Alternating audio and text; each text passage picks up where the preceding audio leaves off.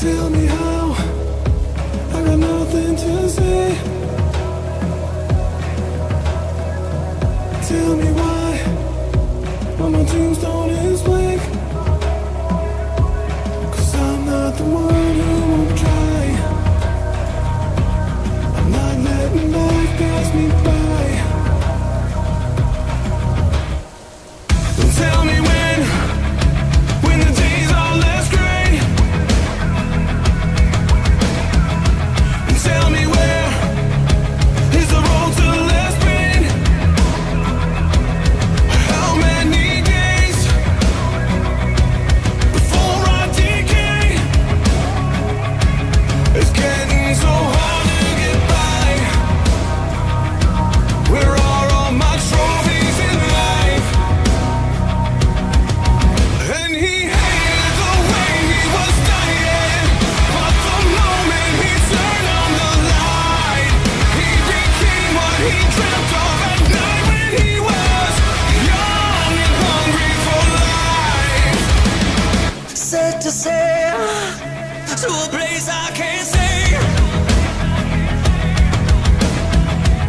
Live a life worthy of chase. The time is today. New blood in my veins. I won't be the joker in life, playing the part I don't like. And he hated the way he was dying, but the moment he turned on the light, he became what he dreamt of at night when he was young and hungry for life. And he hated the way he was dying, but the moment he turned on the light, he became what he dreamt of at night when he was young and hungry for life. Yeah.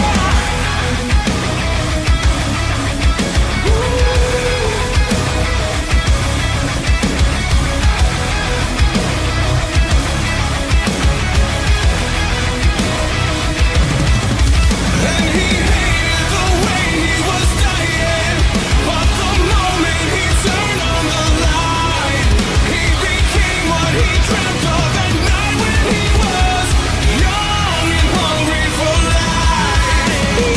Young and hungry for life. Young and hungry for life. Young and hungry for life. Young and hungry for life.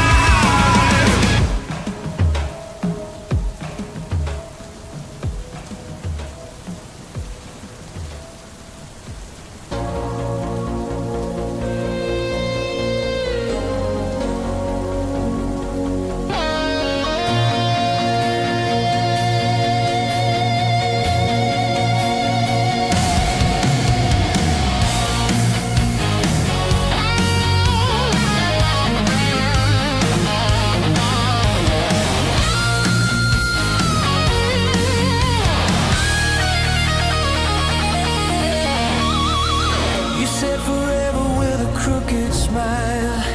Promises fading after a while. Every word like a loaded dice. Every truth came wrapped in lies. I can't believe in what you sold. Turned my heart into your home. But every crack inside these walls shows the truth behind it all. I tried to fix what you denied,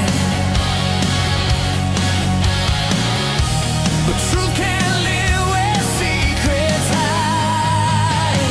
I'm walking out your house of lies, brick by brick and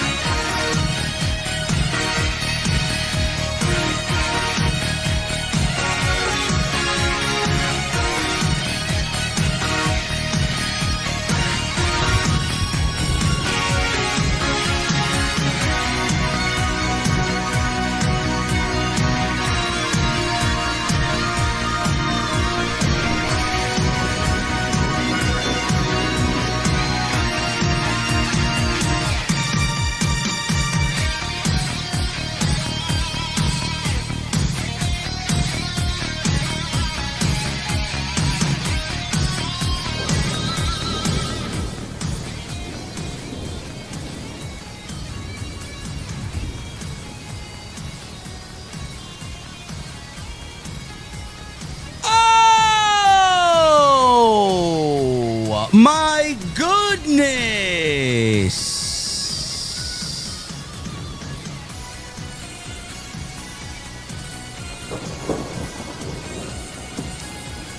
At Backlash.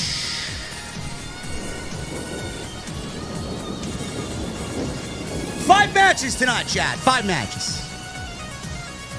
5 matches, 4, and a clown show. I didn't know the circus rolled into town in Tampa, man. Somebody should have told me.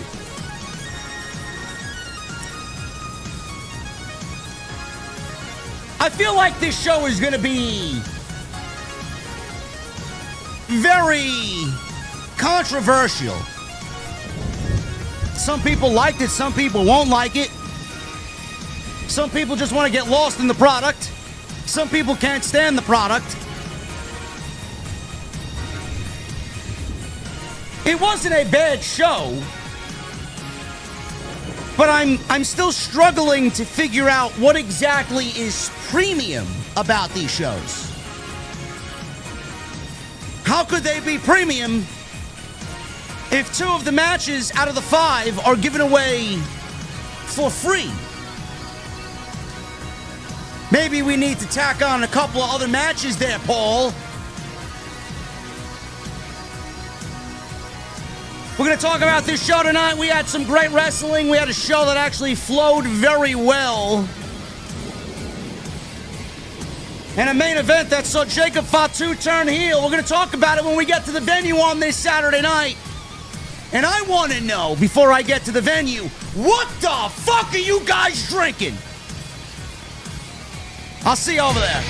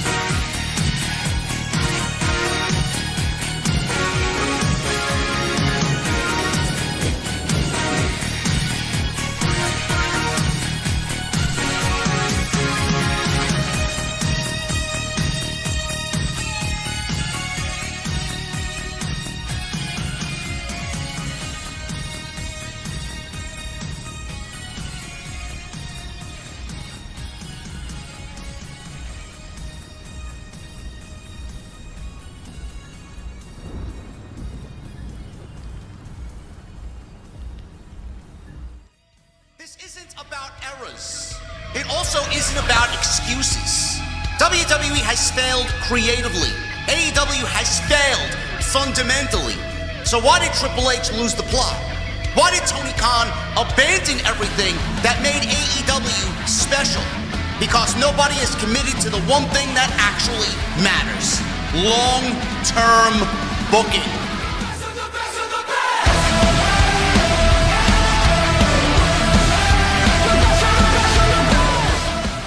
What is going on, guys? Thank you so very much for joining me right here on Off the Script. This is your WWE Saturday Night's main event. No, it wasn't a Saturday Night's main event. Oh man, I got the wrong show. Are you sure it wasn't a Saturday Night's main event? Man, what the fuck? What did I watch? It felt like a Saturday Night's main event. Oh. Welcome to the WWE SmackDown. No, that was yesterday. That was last night. Wow, man. Man, where's my head at, man? Oh my God, I must have slept a day away, man. I don't know what's going on. What did we watch tonight? It was a PLE. Are you sure?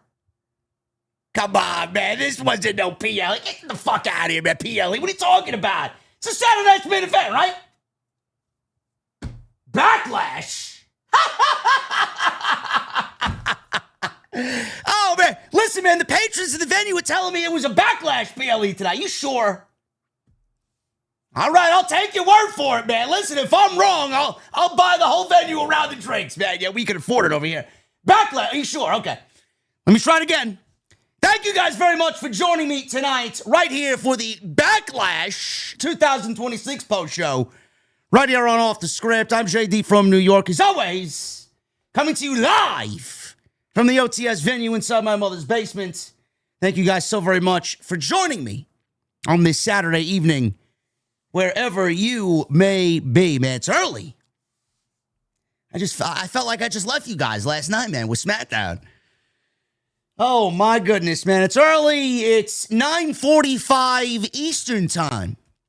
I should be at a bar somewhere with a cold beverage in my hand, but I got to talk about Backlash 2026.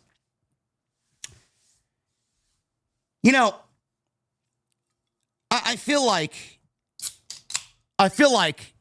this show is going to be a very down the middle show. Now, what I mean by that is, some of you are going to like it. Some of you are going to be all over it. Great show, good show. You were entertained. I like Danhausen, JD. I laughed. I thought it was entertaining. And then you're going to get the other half that say this show sucks. Triple H sucks. He should be fired. Everything about WWE is embarrassing. And I'm canceling my ESPN Unlimited subscription. I get it. But the thing that I really want to kind of focus on here before we get into the actual meat and potatoes of this show is I'm still struggling to figure out what exactly about these shows are premium. I'm still struggling to figure that out. Now, they may be premium to you, but your version and your idea of premium is not my idea of premium.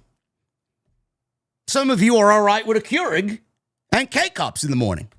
I need a $6,000 espresso machine, and I need to do the whole process by myself. There are levels to people's idea of premium.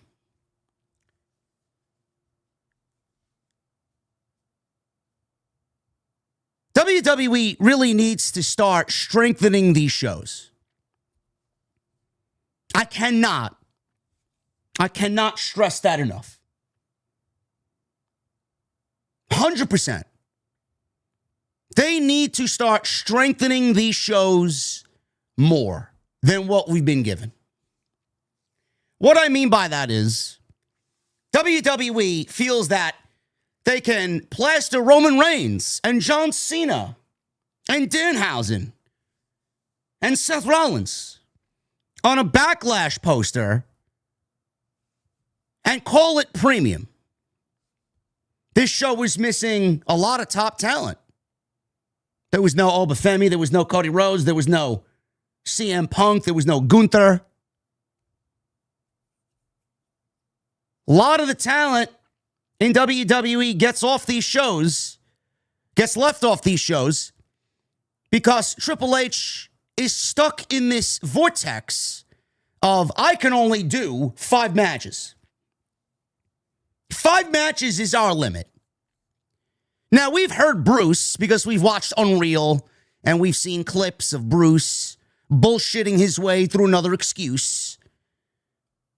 We've heard Bruce Pritchard claim that 5 matches is good enough for me. Nobody wants to be bombarded with pro wrestling. All right, I'm not asking for fucking 12 matches like Tony Khan does every month. All I'm asking for is a 6th match, or maybe a 7th match. What exactly is premium about these shows? When you look at the current WWE model, looking at WWE on ESPN now, doing a first full hour on ESPN2 or ESPN, depending on what it's going to be. They did ESPN for WrestleMania because it's WrestleMania. And then they did ESPN2. They did ESPN2 on night one, and then ESPN proper on night two. So they gave you 2 hours of WrestleMania for free, theoretically. They did the same thing with Backlash. It wasn't a 2-night show. So tonight's show, Backlash, the first hour was on ESPN2. They gave you Seth Rollins and Bron Breakker to open Backlash. And then they gave you a United States Championship match with Trick Williams and Sami Zayn to round out that first hour. That is free to everybody. You can be a random scrolling through your cable channels. Oh, look, ESPN2, they got WWE on. I didn't know WWE was on ESPN. Now look at this. We're living in a brand new era. So you give 2 matches away for free, and now the people that actually pay for the show are getting gypped. How are they getting gypped? They're getting gypped because you're giving away what they're paying for free. So you're theoretically fucking the people over who pay $30 to subscribe to the ESPN Unlimited app to watch this slop. So you gave 2 matches away for free, and then you give 3 matches away on the pay-per-view or the PLE, and theoretically you're paying $10 per match. I don't know what you people think is the idea of quality, or in this case, premium, but if you think that Danhausen match teaming with fucking Midget A against Miz and Kit Wilson was worth $10 of your time, I mean, you're better off giving me the fucking $10 via Super Chat so I could go buy myself another fancy bag of coffee.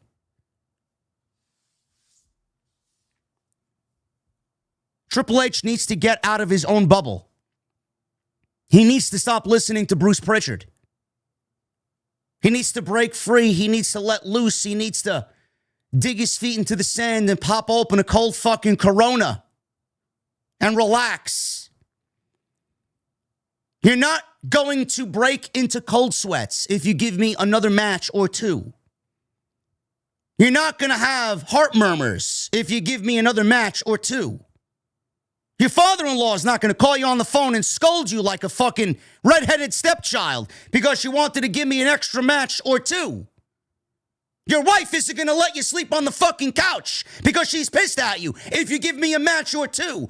Give me an extra match or 2 to make these shows feel premium.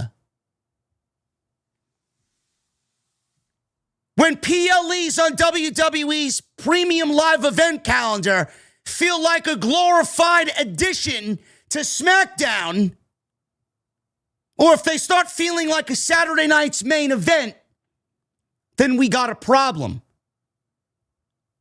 WWE cannot differentiate what their shows are supposed to be or what their shows are supposed to feel like. SmackDown needs to feel like SmackDown on television. Saturday night's main event needs to be what this show was tonight. And a premium live event needs to be fucking premium.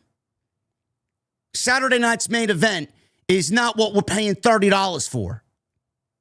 You're asking us to go to another streaming service to watch shows like this at a premium price.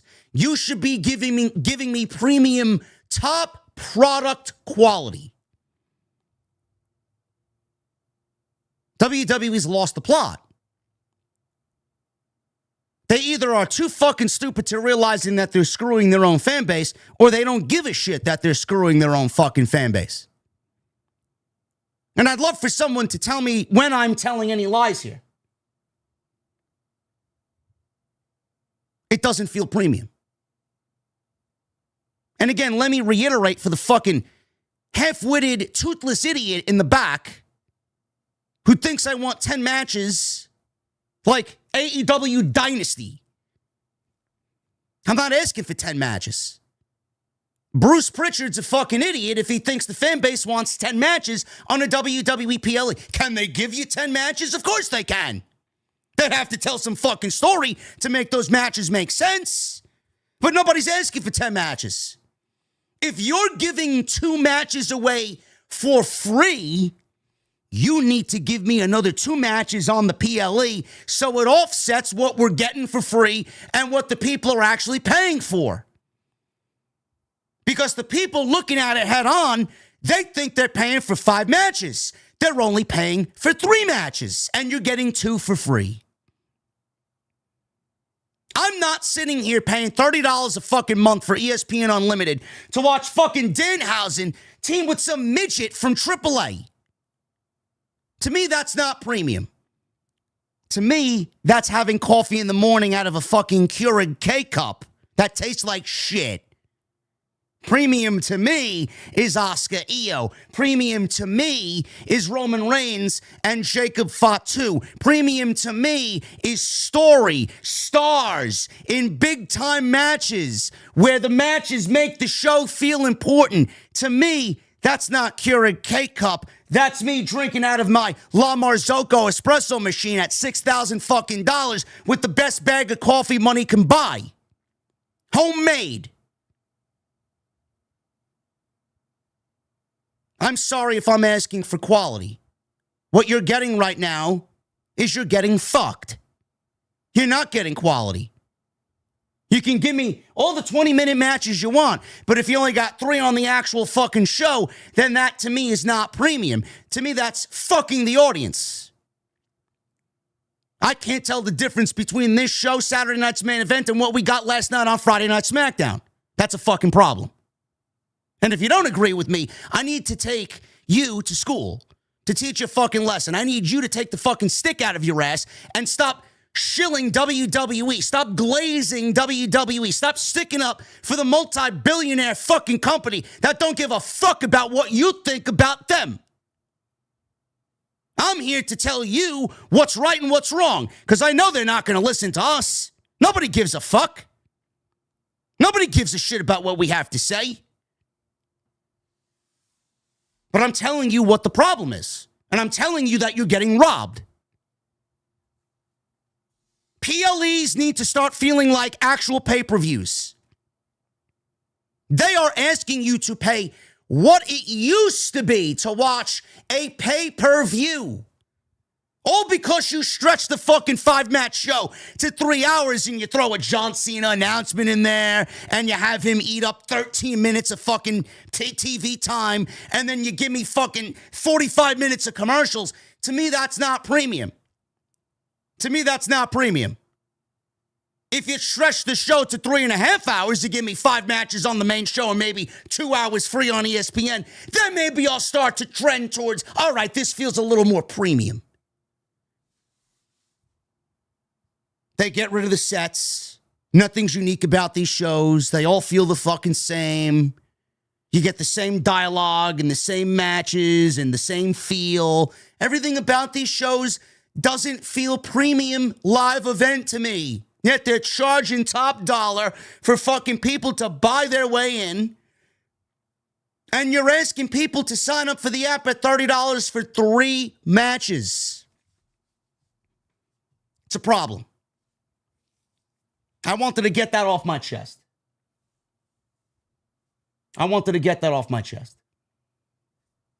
Who's in the chat getting benched? Jeremy's getting benched? Who's Jeremy? What happened to Jeremy? Let's see what Jeremy has to say. Sidro banned him. Jeremy says, let's see. All this guy does is complain. Yeah, you know what, Jeremy? I complained when your mother's fucking blowjob was not to my liking. Get the fuck out. Her cooking also sucked, too. I had to go into the kitchen and teach her a lesson or 3 because she said she could make me a nice, hearty dish of Italian. She said she was a master in Italian cuisine. That also sucked, too. Get the fuck out. Fucking ridiculous. All you do is complain. I guarantee you Jeremy's going to go down to his local coffee shop and complain when the fucking barista behind the bar messes up his order. Oh, but I ordered a croissant.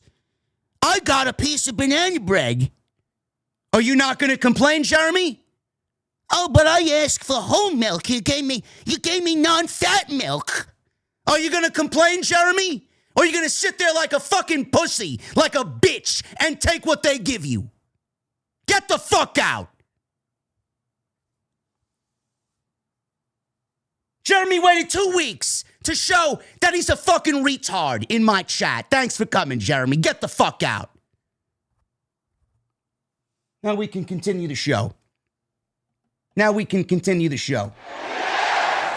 Yeah. Yeah, I know. Thank you.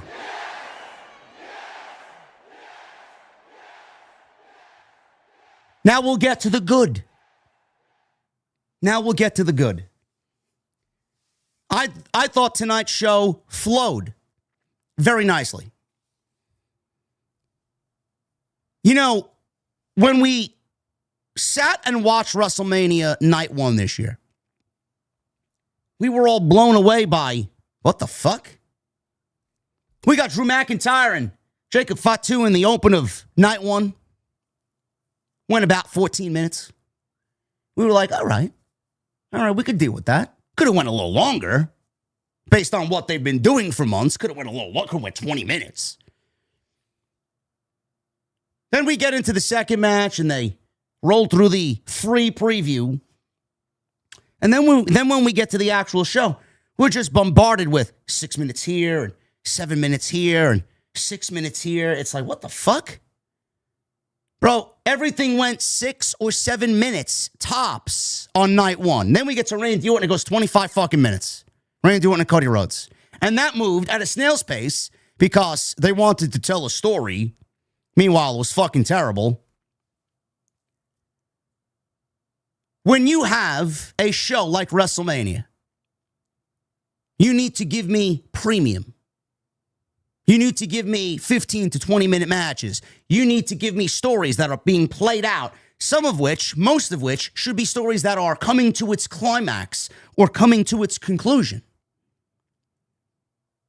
Out of every show all year, WrestleMania should be the one where we get the most wrestling.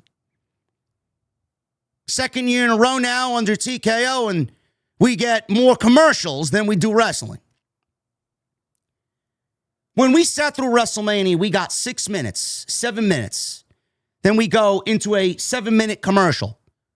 We go into a 5-minute block of commercial. We come back from the 5-minute block of commercial. We get another commercial. And then we get Drew McIntyre and Tiffany Stratton doing Chumba Casino. And then we go right to ringside. We get some celebrity appearances and some fucking geek who I still don't know the name of sitting on commentary.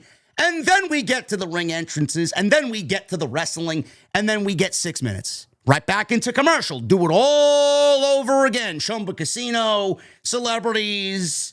Let me shill this. This match is brought to you by so-and-so. Ring entrances, 7 minutes. Rinse and repeat. When WWE allows Asuka and IYO to go out there and give us 20 minutes of a pro wrestling match, and everybody's happy about what they gave us, and then we go into a 4-minute block of commercial, it feels a little bit more okay. You're a little bit more easy on the commercials. You're a little bit more, all right, we just got a banger fucking match between two of the best women wrestlers in the world. I think I could sit through a 4-minute block after they just gave me 20 minutes of a great wrestling match. Roman and Jacob Fatu had a great wrestling match. IYO and Asuka had a great wrestling match. Seth Rollins and Bron Breakker had a very good wrestling match. Sami Zayn and Trick Williams went 15 minutes. When you leave those matches and you go into a 4-minute block of commercials, we'll be right back, commercial break. It doesn't feel as offensive. It doesn't feel as egregious as it did at WrestleMania. We even got some video packages before the matches tonight. We got a video package highlighting how we came to this Danhausen Miz feud. We got a video package for Jacob Fatu and Roman Reigns before the main event. These are things that I personally actively complained about. We went from match, commercial, entrance, match, commercial. It felt like WWE wanted to speed run through WrestleMania. I'm not playing some fucking video game here, bro. I want to watch a pro wrestling show that you call the biggest pro wrestling show of the entire year. I don't want to watch Adocalypse. It felt like WWE came out and wanted to redeem themselves from WrestleMania. So in my opinion, Backlash felt better than WrestleMania Night 1. Is that done on purpose? Was that done by design? I don't know. I hope that's the case. We even got a backstage fucking interview tonight. We got thoughts before someone went out through the curtain. I'm like, all right, these are things that we actively complained about. Is WWE fixing this shit for the better moving forward? Probably not. They'll shut everybody up and make everything okay coming out of WrestleMania because they know people didn't like WrestleMania this year. We like certain aspects of WrestleMania, but they completely buried WrestleMania. So hopefully that this is what we got tonight moving forward is going to be more of the same. We're going to talk about Jacob Fatu and Roman Reigns. I thought that was a great main event. Honestly, I was so invested in what they were doing in the ring, and the crowd was hot for what they were doing. I could have watched them go another 10 minutes. I actually felt shortchanged watching their match.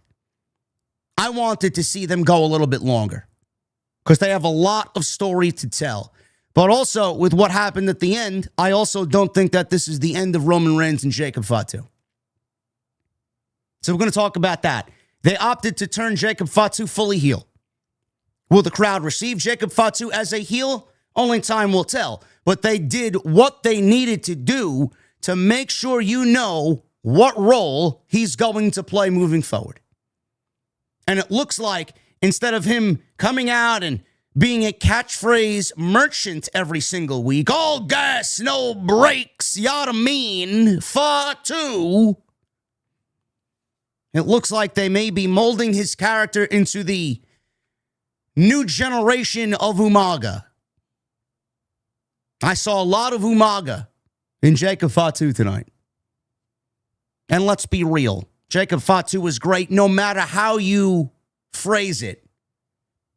But Jacob Fatu is a heel.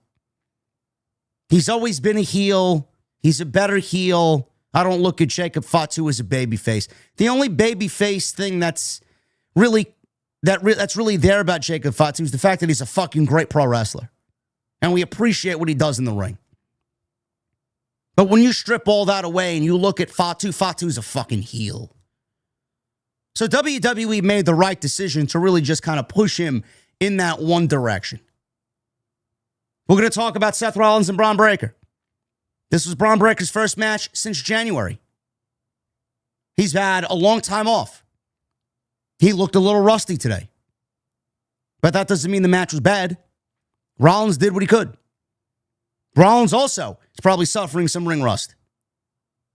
He wrestled Gunther in a 15-minute great match at WrestleMania. The only redeeming thing about night one. Honestly, Rollins, I love Rollins in ring work. And even though Rollins is great, the match still looked a little sloppy at certain points. But the finished result, the end product, it ended up being a very solid match, and WWE got the winner correct. We're going to talk about where they possibly go from here. IYO and Asuka, probably the best match of the entire night. Easily. If you went Roman and Jacob Fatu, I wouldn't argue with you. But my personal favorite match of the night was IYO versus Asuka. No championship on the line, just two women who are great at what they do. They went out there and they fucking killed it. But the question now is this Asuka's last match in WWE? We're going to go over what she said on social media. And then we had the very up-in-the-air, controversial Danhausen match where it was rumored that Jelly Roll would be his tag team partner tonight. And if not Jelly Roll, it would be CM Punk. We didn't get either of those two men. But what we got was making us wish for Jelly Roll. We're going to talk about that. And Sami Zayn, Trick Williams for the United States Championship following the Gingerbread Man disaster on Friday Night SmackDown. This is your WWE Backlash 2026 post-show right here on Off the Script. Tonight we're sponsored by Blue Chew. Blue Chew Gold. I want to thank them for sponsoring the show tonight. Blue Chew Gold. You're going to sign up at BlueChew.com, and when you use code JD, you're going to buy 2 months of Blue Chew Gold and get the third month for free. Promo code JD at BlueChew.com. I want to thank you guys for joining us tonight. We got 3,400 people in here on a Saturday night. Thank you for a great start to the month of May. Appreciate you guys. Shout out to my audio listeners, Spotify, iTunes, and everywhere in between. You guys are killing it over there. Continue the level of support, please. Over there, you guys are fucking unbelievable, man. I thank you from the bottom of my heart. I looked at the charts today. We were top 20. So thank you guys very much for that. Comment, rate, all helps us out. The quicker you guys do that, the more you do that, I promise you we're going to be where we need to be. No doubt about it. If you missed any of the content on the channel, everything is available on the homepage. Monday night, Tuesday Night Titans with the Solid Monster. Best two-man podcast in the entire IWC. There's no one even in our orbit. Nobody. So go check that out. I also got a Tuesday morning show. I was actually texting the coach tonight. We got a great show lined up for you on Tuesday morning. I'm sure it's going to be very colorful. Tuesday morning with the coach. We call it the 2 Count. 11:30 a.m. Eastern every Tuesday on his YouTube channel, Behind the Turnbuckle. So go check that out. We're averaging over 10,000 views every Tuesday. It is by far the most viewed thing on Coach's channel. So thank you to the coach and thank you to everybody who has supported the new show with myself and the coach. Wednesday, we were live with the Dynamite Post Show. Jesse and I returned on Wednesday. We talked about what was a very dismal AEW Dynamite. And last night, we absolutely tore SmackDown to shreds. The Gingerbread Man was an embarrassing display for Triple H and WWE. Awful. Absolutely awful. Yet I heard Simon Miller gave everything about the Gingerbread Man funeral 2 thumbs up. Sounds like Simon Miller's sniffing some fucking gingerbread cookie dust or something. I don't know. The show sucks. SmackDown is awful. And the more you keep saying it and preaching it, maybe something will change. Super chats are open. Get them on in. It's the best way to support the show. Thumbs up. We got 800 likes in. Bro, our goal tonight's going to be 1,300 likes. Man, I know you guys can do it. We're more than halfway there. So hit that thumbs up. 1,300 likes is the goal. Let's do it. Leave a comment down below. And if you guys want to follow me on social media, at JD from NY206. We're growing our Instagram audience. Finally, man. Slowly but surely. We're almost at 13,000 followers on Instagram, man. You guys are loving the clips over there. I'm going to try my best to keep it up. So go over there. I'm also on TikTok, Cameo, and also on X, as you guys know, at JD from NY206. And hit that subscribe button down below. Turn on the bell for all notifications.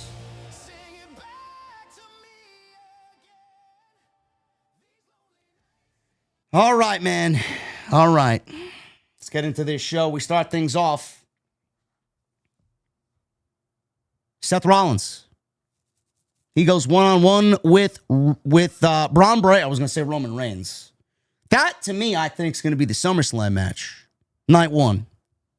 We'll talk about how we get there. But we got Seth Rollins versus Bron Breakker to open the show. This was free for everybody on ESPN2. I was looking forward to this because I thought WWE did a very admirable job at building the story between these two. Now, WWE, we all thought that Bron Breakker and Seth Rollins were going to wrestle at WrestleMania. We all thought that this was going to be the WrestleMania match. WWE opted to give us Rollins and Gunther and leave Breakker off the show. And instead of Rollins Breakker, they had Breakker interfere in the Rollins-Gunther match, costing Rollins the match with Gunther, and set up what obviously is going to be a series of matches, with the first one being here tonight.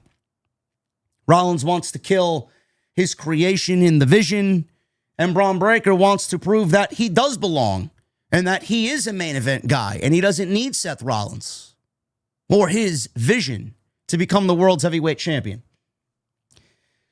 So we got the ring entrances. Rollins, I think he had a very Mortal Kombat-esque attire. I don't know who he was actually dressed as, but it looked very Mortal Kombat-esque. Bron Breakker comes out. He's just a badass. So we get these guys in the ring. Bell rings. Breakker immediately went for a spear. Rollins leapfrogged the attempt, sending Breakker into the corner almost immediately right at the top. Rollins followed up with a suicide dive on both sides of the ring. And then he got the early advantage. Breakker recovered. He caught Rollins during a leaping double axe handle and suplexed him over the top rope out to the floor. Breakker went out after Rollins. He slowed the pace. He threw him back into the ring. Some more suplexes. He grounded Rollins. Slowed the pace with a very fundamental chin lock. It's what WWE usually does when they go to slow the match down. A headlock or a chin lock. So Rollins gets out of it. Belly to back suplex. Breakker got up, cut him off. Big time clothesline. 3 more German suplexes. Looks like Bron Breakker may be studying the book of Brock Lesnar, being that Lesnar's retired and Heyman needs to hitch his wagon to somebody else now. Rollins tried to avoid a superplex from Breakker. Breakker connected with a top rope Frankensteiner. This is where one of the miscues came into play. Bron Breakker usually hits the Frankensteiner pretty flush. He got up to the top rope pretty athletically, no problem whatsoever.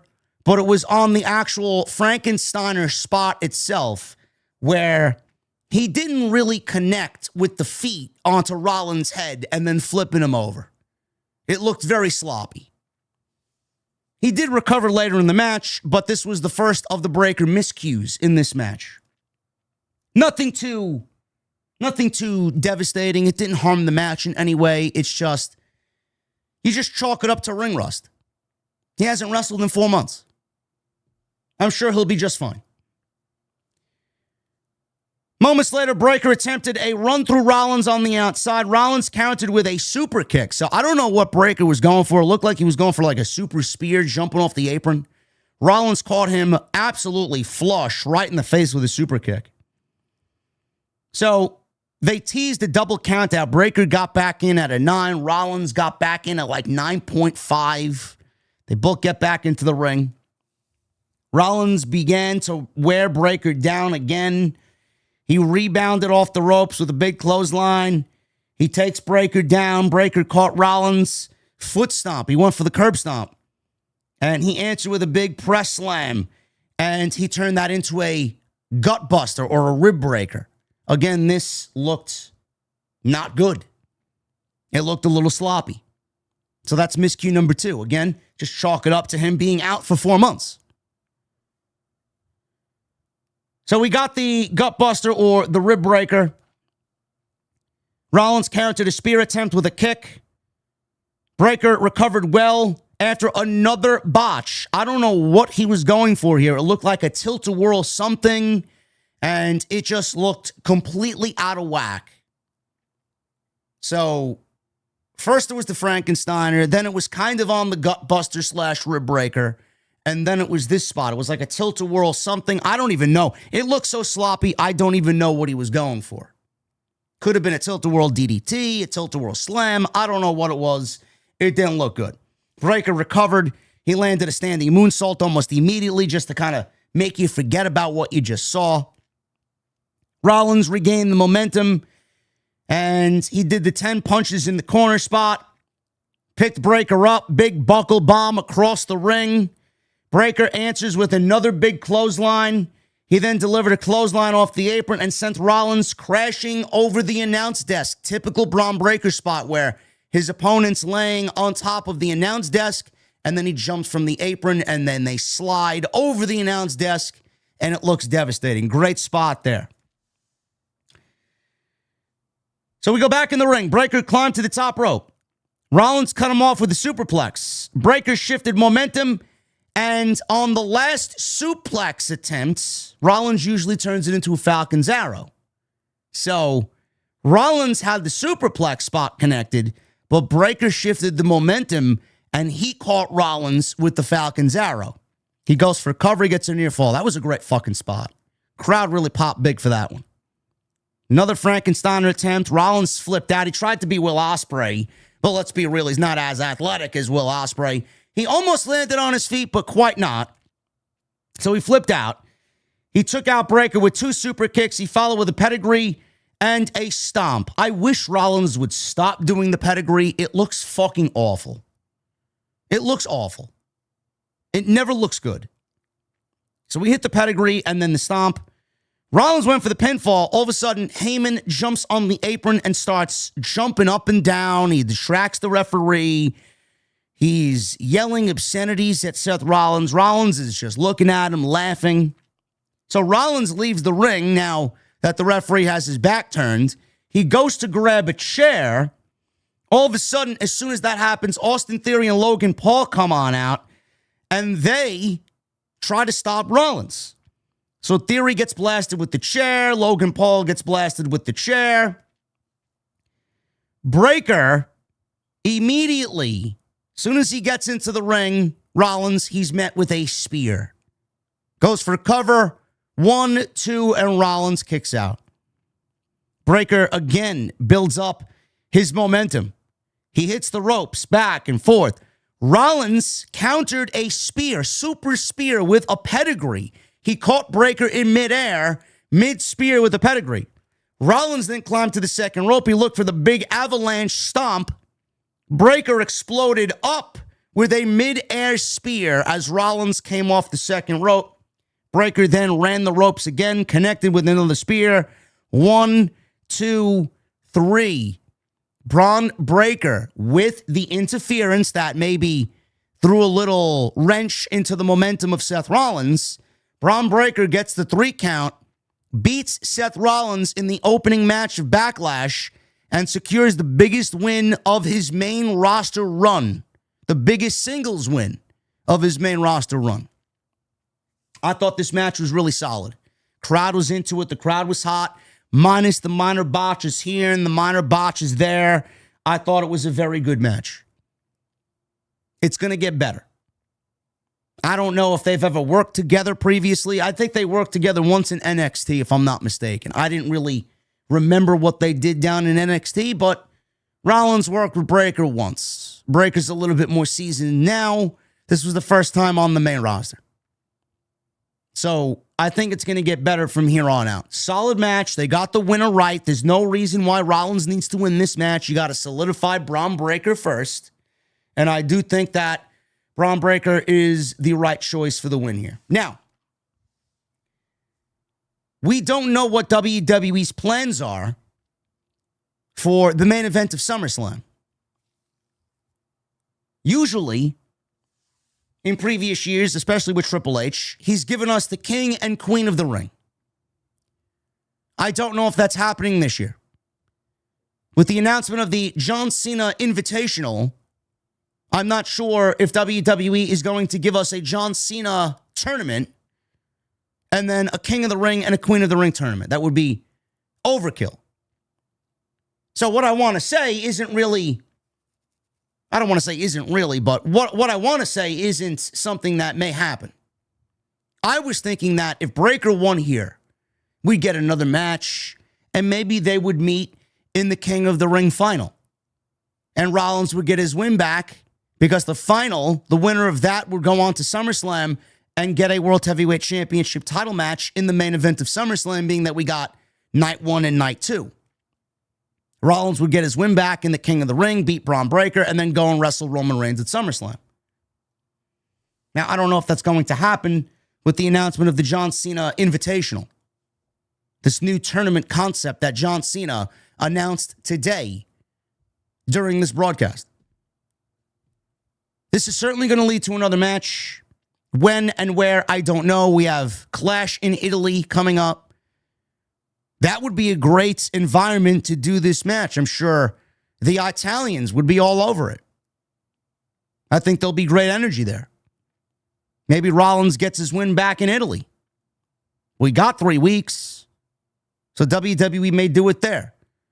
So we'll see what happens, but 21 minutes. I thought this was a very good open to the show, and Bron Breakker got the win. That was the right choice.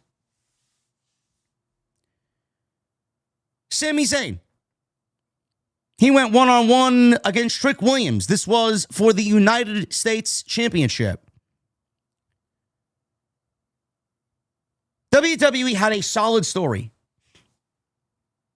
They had a solid story with Sami Zayn and Trick Williams. It was as simple and as basic as you could ask for. And that's a good thing. The crafty veteran who wanted to humble the young, cocky, upstart NXT rookie who thinks he's bigger and better than everybody and proclaiming he's going to be the best thing that hit Friday night since The Rock. It was a very simple story to tell. And then you got Trick Williams getting in Sami's head and Sami getting jealous and Sami getting frustrated that even though he's a WrestleMania main event guy and he's got the veteran presence and he's a locker room leader, he can't seem to break through and get one over on the young upstart Trick Williams. Then all of a sudden, something happened in the SmackDown writers' room, whether it's Triple H or Michael Hayes or Bruce Pritchard or Vince McMahon via Zoom. I don't know. We got the inclusion of the gingerbread man. All of a sudden, Trick Williams starts calling Sami Zayn a human gingerbread man. And then we get a gingerbread man actual figure in this feud. A man in a gingerbread costume that they probably got on clearance at Spirit of Halloween. I don't know. We get the gingerbread man, and he's this mascot for Trick Williams, and it's being used as a vehicle to make fun of Sami Zayn. We went from WWE veteran being pushed around by NXT rookie, feeling jealous that the rookie's going to take his spot, and the veteran wants to humble the rookie. I guess that's too boring, according to WWE Creative. Then we get the gingerbread man. And everything revolves around the gingerbread man. We got wraps. We got glasses of milk. We got Lil Yachty carrying around a candy cane kendo stick. And then we get last night where Sami Zayn, 1 week ago, killed the gingerbread man. Ripped the gingerbread man's face off. Last night, we got the funeral of the gingerbread man. It was more like the funeral of SmackDown because the segment was so fucking terrible, but we got the funeral of the gingerbread man. Only for the gingerbread man to be laid out in a casket in the middle of the ring, rise up from the dead, and be revealed as Lil Yachty. If you're asking yourself, man, did this really happen, or is JD hallucinating? JD really must be on some wicked narcotics. No, this is real. I don't drink during these shows. I do indulge in a cold beverage every now and then, but I don't drink during work hours. I don't drink during these shows. I always come prepared and on my best for you guys. Yes, this actually happened. This is all legit. So we come to tonight. Sami Zayn wants the United States Championship back. Good news is that this was a good match. It was more along the lines of a TV match. I don't want to necessarily say it was premium, but it was a good match. Trick Williams is still coming into his own. I wasn't really feeling Trick Williams in ring completely. He'll get there. There's still some growing up to do. There's still some maturing to do. But it was solid enough for a United States Championship match on the undercard. The other good thing is that they almost went double the amount of time that they were given at WrestleMania. They went 14 minutes. Not bad. So that's a plus. We didn't have any gingerbread man nonsense. It was a straight-up wrestling match. Crowd was into it. This was solid stuff. Sami Zayn comes out all smiles. Trick Williams delivered a promo from the gorilla position. Remember when I said that there was a promo right before someone went out through the curtain for their match? Trick Williams got promo time with Kathy Kelly. Did they listen? We need to see more of that. Not right before they go out through Gorilla, in Gorilla. I would love something in the back. Like, I like what Mean Gene used to do in the backstage area, in the locker room. Getting their feelings about what they're about to go out there and do. How they're feeling about their title match. So I did like that they actually had a word with Trick Williams and they gave Trick Williams a promo. And he commented on Sammy's fake demeanor. Trick says that he's nice to everybody. Sammy's being fake nice to everybody. Stop being fake nice. Stop being fake. So we got the entrances. Sami got booed. Everybody loved Trick. Trick gained the early advantage. Leaping clothesline. Starts chopping Sami. Sami's in the corner. He starts putting the boots to him. And everybody's chanting, whoop that Trick. And all the boots that Trick Williams is delivering is in sync with the crowd chanting, whoop that Trick. I feel like that's going to become a thing. It should become a thing. It's cool. Sami bailed to the outside. He regrouped a little bit. He then sends Trick into the steel steps to gain the early advantage here. We go back inside the ring. Sami is being very aggressive. Crowd is booing him even louder. There are even chants of Sami sucks. Sami sucks. There's something I like about Sami being a heel and not really changing who he is. He's going out there and claiming that, I don't know why you people are booing me. But that's the type of heel Triple H likes. The heel that doesn't really feel like he's done anything wrong. That's a quintessential Triple H heel. He loves the heels where they come out there and say, oh, I don't know what I did wrong, or I'm right and everybody else is wrong, but people are booing them anyway. So Trick tried to regain control. Big kick, jumping neck breaker, which it looked a little off. The neck breaker looked a little off. He almost missed him. Big jumping side kick. He looked to set up for his bookend. I guess Booker T kind of gifted him this maneuver. Sami escaped. He was met with a big pump kick. Trick shot was attempted by Trick Williams. That was countered into a Blue Thunder Bomb setup, but Trick avoided it and answered with the eventual bookend. He goes for cover. He gets a near fall. Sami then regained momentum. Sunset flip powerbomb off the top rope. He nailed it. Trick backs into the corner. Sami set up for the haluva kick. Trick cut him off with a big kick of his own. Sami, he gets up. He works his way into a Blue Thunder Bomb. He gets a cover, only a 2 count. So we got a leapfrog exchange here. Sami ended up playing possum. He faked a knee injury. This allowed him to steal a small package. Thankfully, Trick kicked out of 2. Lil Yachty gets onto the ring apron and starts complaining to the referee about Sami Zayn's tactics, which are absolutely legal. Completely legal. I guess Lil Yachty needs to learn the fucking rules of the pro wrestling match. So this created a distraction because he's an idiot. And Sami, he struck Trick with a kendo stick, the candy cane kendo stick. He struck Trick with it, and Trick eventually went down. Sami goes for recovery, gets a 2 count. Sami then puts the boots to Trick. Big time boos. Referee went to check on Trick. Lil Yachty got involved by hitting Sami with the kendo stick now. Trick tried to capitalize with the big spinning big boot. He goes for a cover off the Cyclone boot. 2 count. Sami then is frustrated. He goes and sees Yachty at ringside. He attacks Yachty at ringside. Trick attempted to defend Yachty. Sami cut him off with a DDT on the steel steps.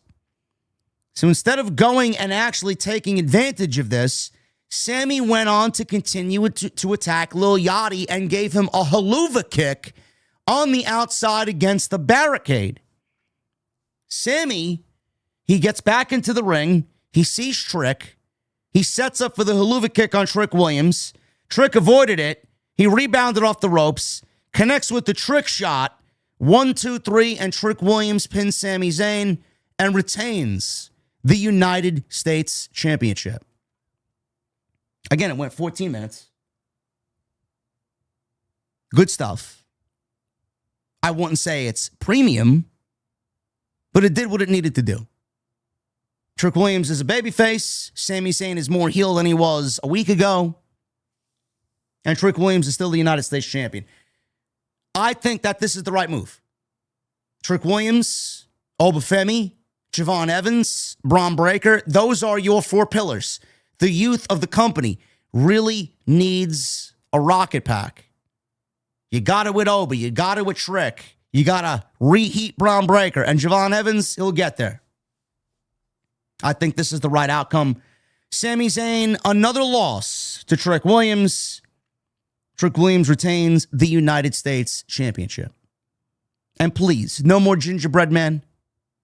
No more gingerbread man.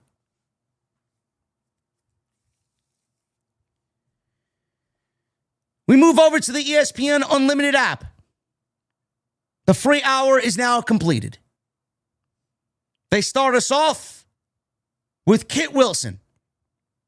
Kit Wilson's theme plays, soon gives way to The Miz. So The Miz and Kit Wilson came out together. We got this really well done, and I will give them credit because this is where WWE usually shines. We got a very well done video package recapping the feud before Danhausen made his entrance in the Danhausen mobile. And he's got his clone machine on the stage in the aisleway. So Danhausen comes out. He rides his car around the ring, down the aisleway, around the ring, and then back up the aisleway. He walks up the aisleway and stands in front of his clone machine. He starts knocking on the wooden box. We see these weird lights going on and off in the clone machine box. He knocks on the door. The front of the door falls off the box. We got a big plume of smoke coming out of it. And I was expecting Jelly Roll or CM Punk dressed in Danhausen face paint. What we got was a Triple H special. Neither one of those men were revealed as the mystery partner for Danhausen. Apparently, the mystery partner for Danhausen was somebody from AAA. Yes. It was someone from AAA, one of the mini Hausens that we saw at WrestleMania. He basically cloned himself and it didn't go according to plan. Now, I don't know who this person was. If I can find it, I'll let you guys know. Apparently, it was someone from AAA. I'm trying to find the name here. If somebody has it, please let me know. I didn't even get a name. Who was it? Does anybody have a name for this guy? No, it wasn't Microman. No, it wasn't El Torito. No, it wasn't El Torito. I'm trying to find, let me see if I can find it on, let me see. Danhausen's partner, Backlash. Let's see. Real identity of Danhausen's mystery partner at Backlash.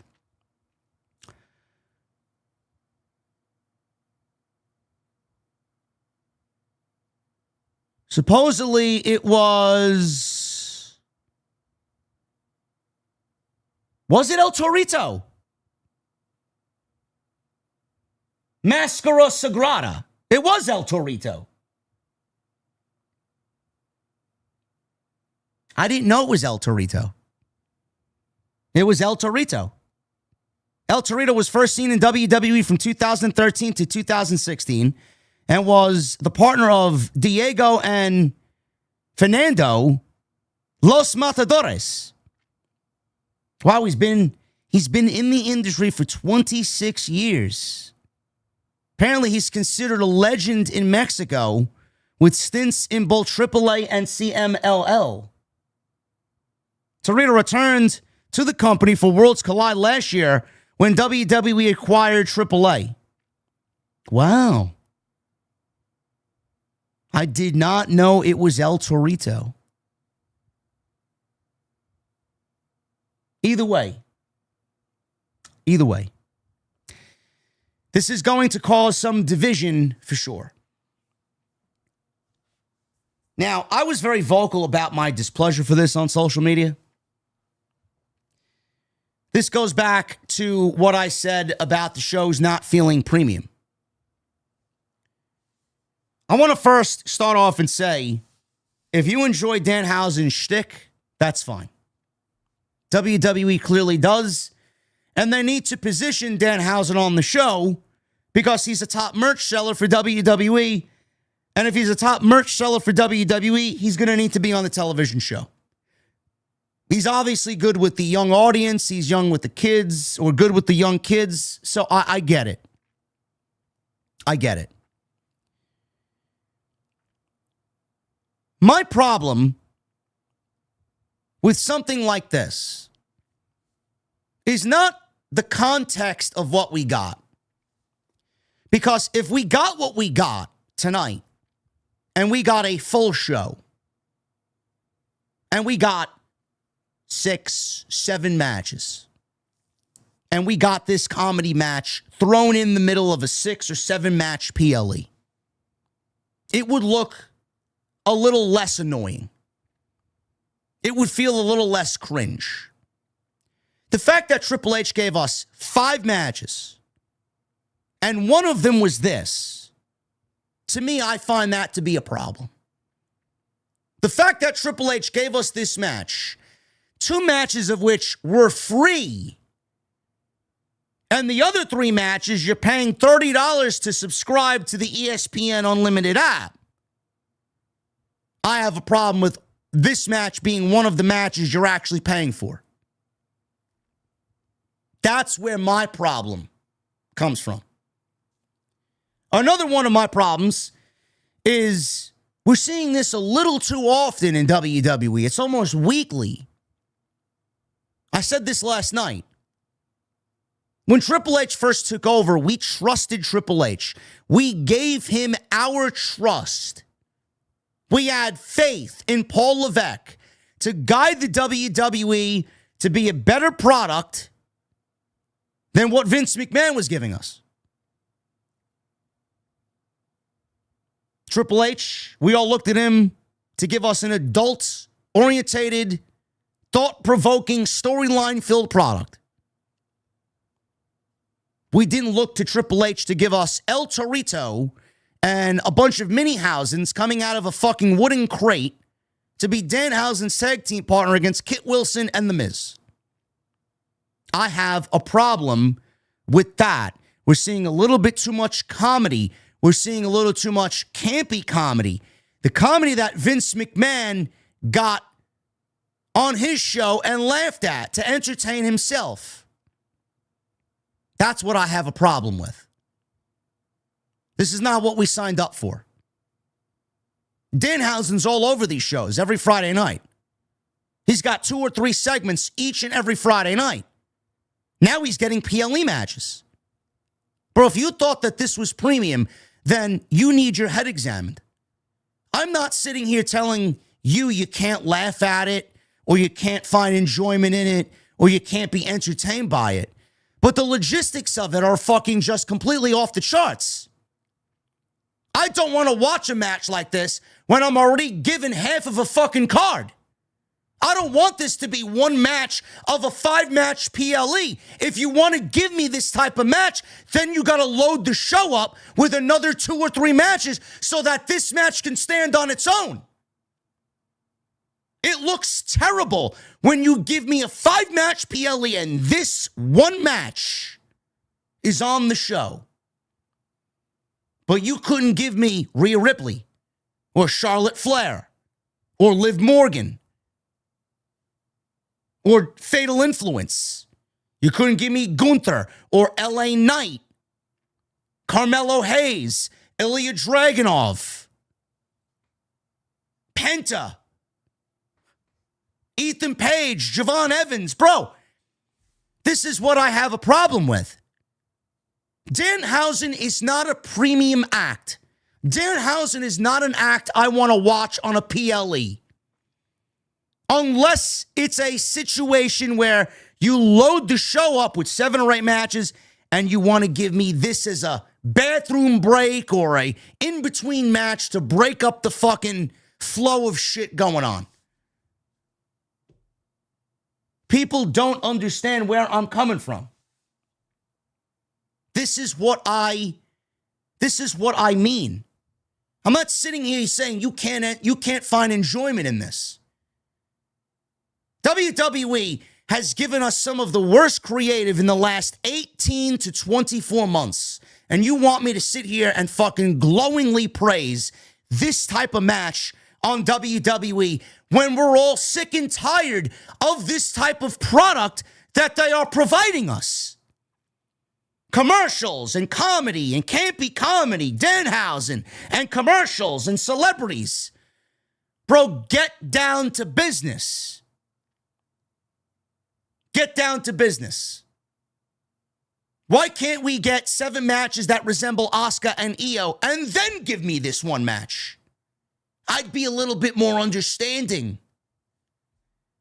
How about we don't do any of this comedy shit and then you want to break it out every once in a while? Fine. But you want me to sit there and praise this shit and act like some fucking shill because it's Danhausen. When we just got done with SmackDown and a fucking gingerbread man segment that was fucking deplorable. We went from Friday and the gingerbread man funeral into fucking this slop. Bro, back-to-back nights is a problem. You're doing it a little too frequently. Scale this shit back. There's no problem with something like this if done in moderation. There's no problem with something like this if it's in between a full, substantial card, not on a show that has 5 matches, and one of the 5 matches being this, 2 of which you gave away for free. Theoretically, your PLE consists of 3 matches, with one of it being campy comedy. Think. This is not premium. Danhausen shouldn't be on a PLE, especially in this situation under these circumstances. He shouldn't be on a PLE, period.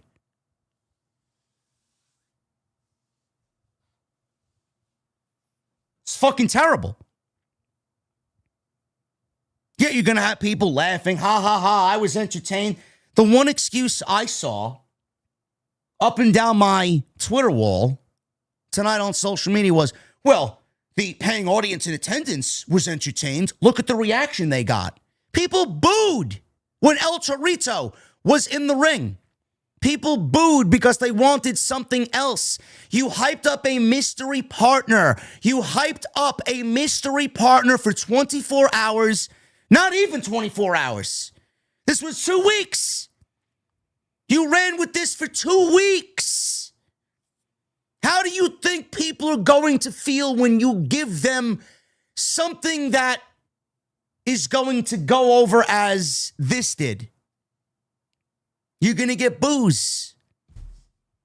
People are expecting a big name. People are expecting a big surprise. People are expecting something completely out of the blue. You give us El Torito.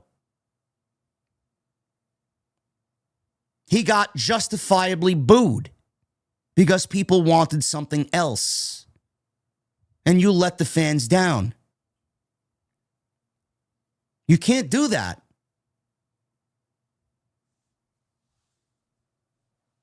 I don't know if Triple H is completely out to lunch. I feel like Triple H is completely clocked out. I really do. Either Triple H is completely clocked out or Vince McMahon is back running the fucking show. One or the other. And again, I said last night, I don't want to deflect away from Paul Levesque because he's the man in charge. He puts his name in the eyes of the audience as the guy who books this show, and he needs to be very, very much blamed for everything that you see, that you don't like. That's bad. He's going to get his criticisms of what's bad. He's going to get his praise for what's good. You got to blame him for this. This is not premium. It's not. Oh, but the paying audience, they enjoyed what they got. I don't give a fuck what the paying audience is thinking. I'm the paying audience. You sat there and you paid out the ass to sit there like a fucking idiot. That's your problem. I sat at home and I paid $0 because I get ESPN Unlimited because I'm a paying Verizon Fios customer. I don't care either way. I'm going to do my job regardless. But I don't give a fuck what the paying audience thinks. Who gives a shit what they think? If it was something else, WWE would tout fucking record-breaking this, and we only pay attention to the people in attendance. You sound like one of them. They don't realize when I get a response like that, man, block. Block, hidden, and ignored, and completely just away from me. Bro, you sound like one of these fucking soulless, lifeless suits and ties at TKO. Oh, but the paying audience enjoyed themselves. I'm sorry. Who gives a shit? It doesn't belong on a PLE. I had 2 buddies of mine text me legitimately saying, what the fuck am I watching? It's not premium.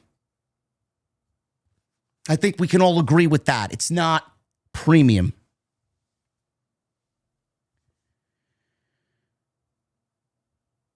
So Danhausen teams with El Torito.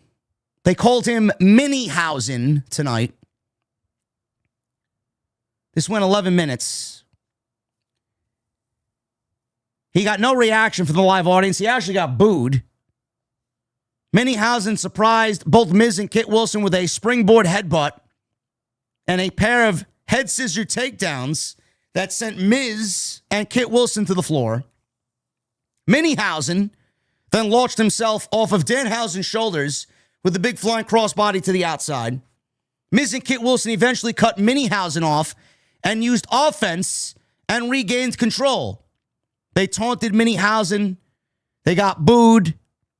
Minihausen eventually avoided a big shoulder charge in the corner, sending Kit Wilson crashing into the ring post. He followed up with a moonsault, allowing him to make the hot tag to Danhausen. Crowd pop for Danhausen when he got into the match. Big Manhattan drop, atomic drop, Northern Light suplex, corner-to-corner clotheslines. Danhausen stopped to catch his breath and then does this weird thing where he starts hulking up.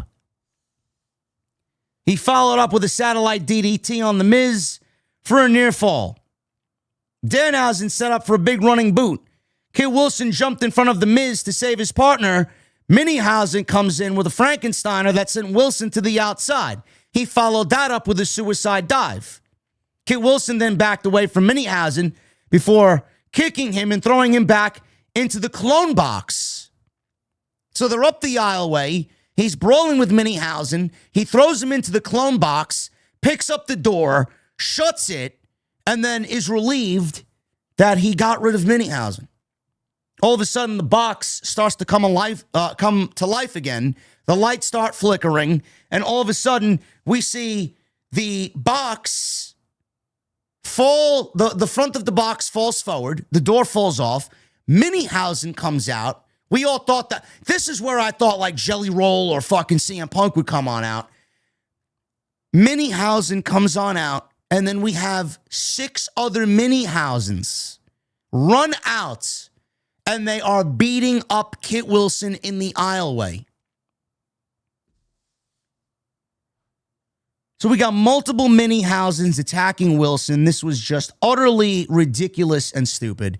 And if you found any of this funny, you're a complete half-witted idiot. Honestly. This is just complete garbage.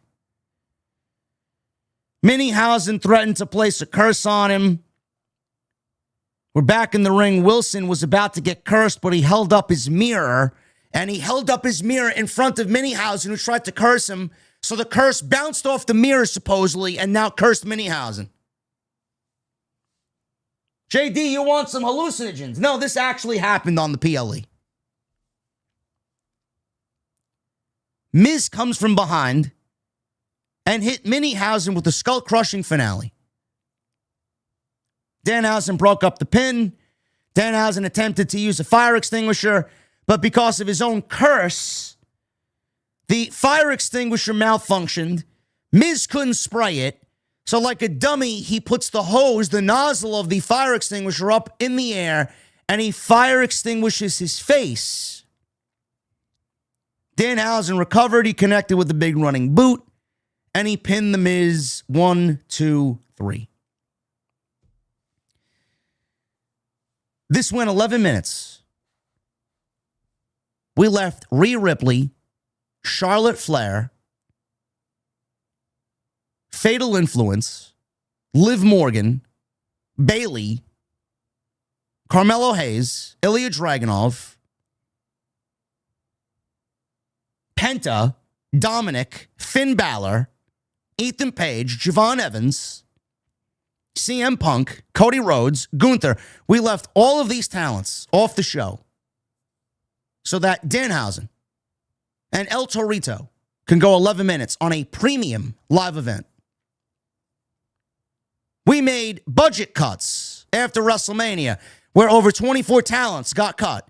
We asked several lower-level talents to take a 50% pay cut so that we can bring in El Torito to team with Danhausen on a premium live event. I'm not saying you can't enjoy this type of thing. But if you are so stupid enough to deny that this has no place on a premium live event and that this isn't a fucking bigger problem than you're letting on, then you really need to go get yourself examined. Seriously. This shit sucks. Too much Danhausen. Danhausen's going to overstay. He's already overstayed his welcome. Friday Night SmackDown is in the state that it's in because we got 2 or 3 different segments with fucking Danhausen on it. We just came out of the Gingerbread Man's funeral to do this slop on a PLE, back-to-back nights. At what point are you going to start pointing the finger of blame at the people in charge? Have they clocked the fuck out? Have they given up completely? Have they thrown in the white towel? Or is Vince McMahon back booking from the fucking grave? Which is it? The more and more I see this shit, there's something going on that we are not privy to. This is not what we signed up for. This is not what we trusted Triple H to give us. This does not belong in a premium live event.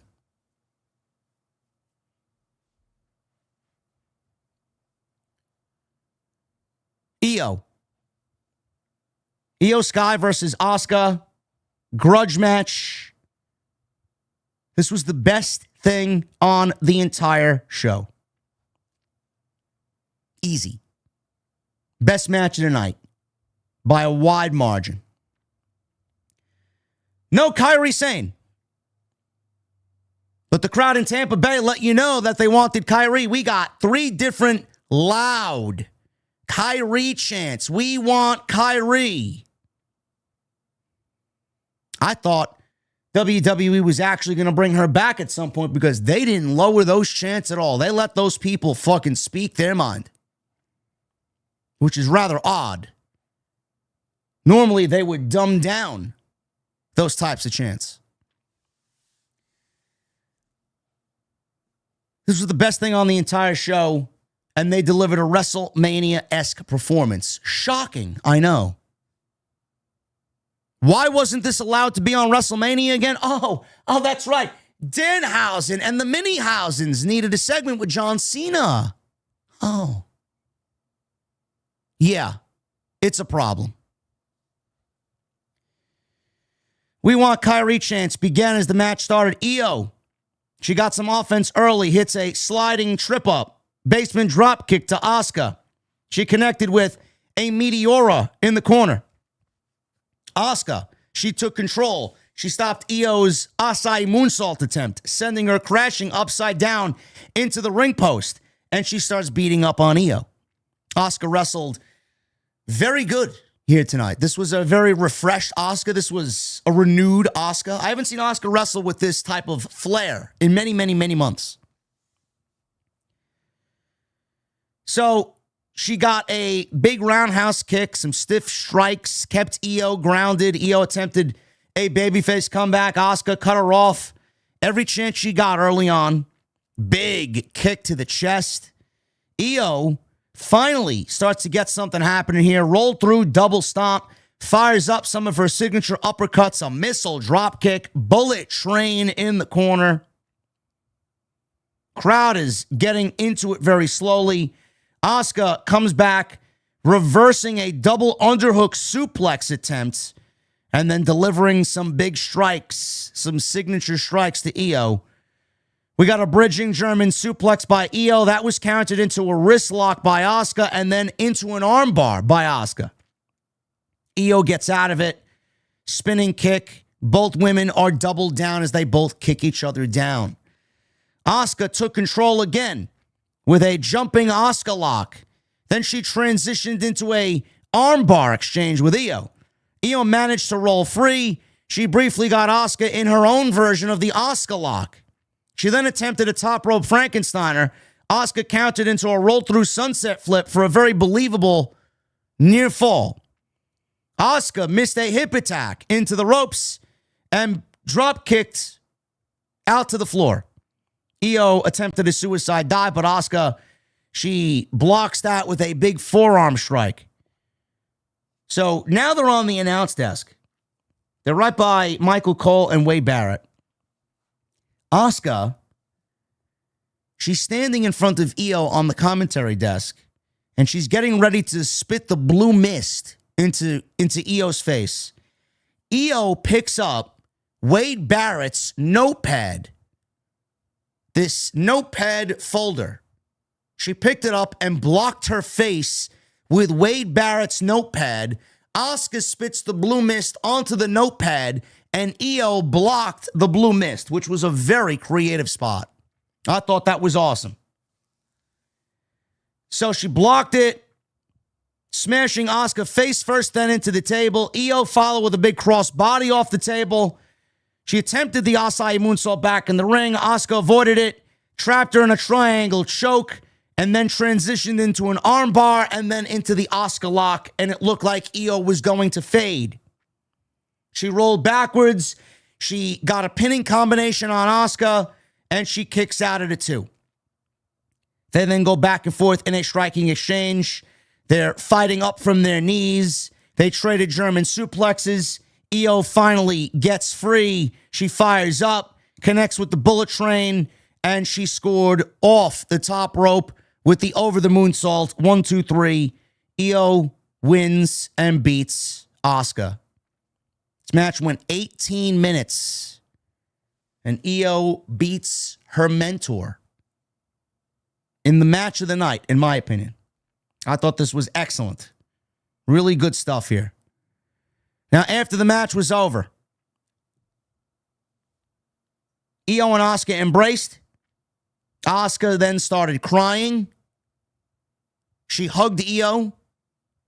And this was not heel Asuka. This was not heel Asuka at all. I wonder if this is Asuka's last match in WWE.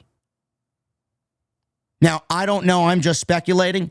But Asuka put something on social media today. She posted a picture of her looking out what looks to be her hotel window. And she left verses. I don't know if this is from a poem or a song. But the verses that she posted read as follows. And now the end is near. And so I face the final curtain. I guess this is Frank Sinatra. And now the end is near, and so I face the final curtain. My friend, I'll say it clear. I'll state my case, of which I'm certain. I've lived a life that's full. I've traveled each and every highway. And more, much more than this, I did it my way. Regrets, I've had a few, but then again, too few to mention. I did what I had to do, and I saw it through without exemption.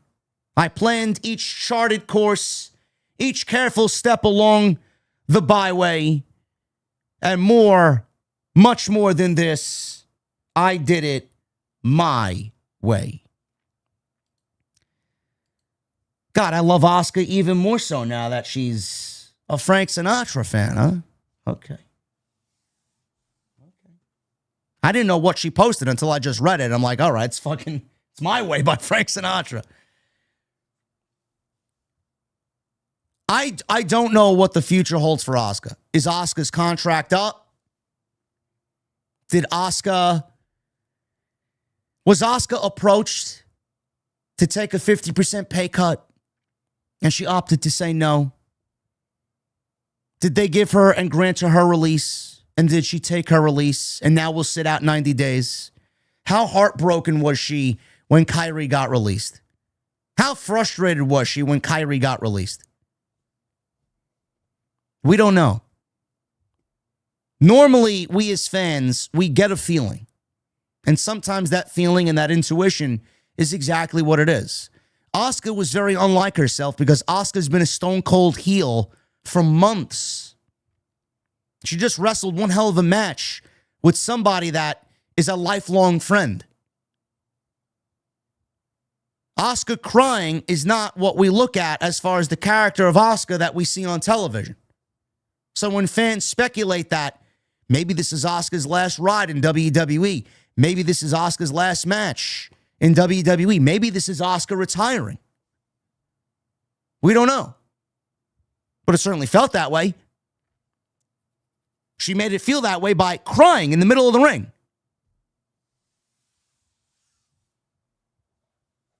I wonder how different this would be if Kyrie was involved, which a lot of people are still upset about because she was the centerpiece of this entire angle. We'll see what becomes of this, but this was a tremendous match, and I thought these two ladies killed it. The one thing I love about this is the fact that it's very rare when we get a mid-card program with no championship on the line. It's a very rare thing in WWE, especially in the women's division. I feel like WWE only focuses on the women's tag team titles or the women's world championship or the WWE women's championship. There is very rarely a situation where we get a story and a match of this caliber in the mid-card with no championship on the line. And these two ladies went out there and killed it. And not many of the women in WWE can command the attention of the crowd for 20 minutes. IYO and Asuka did it brilliantly, which goes to show you how great Asuka and IYO really are. This was great stuff.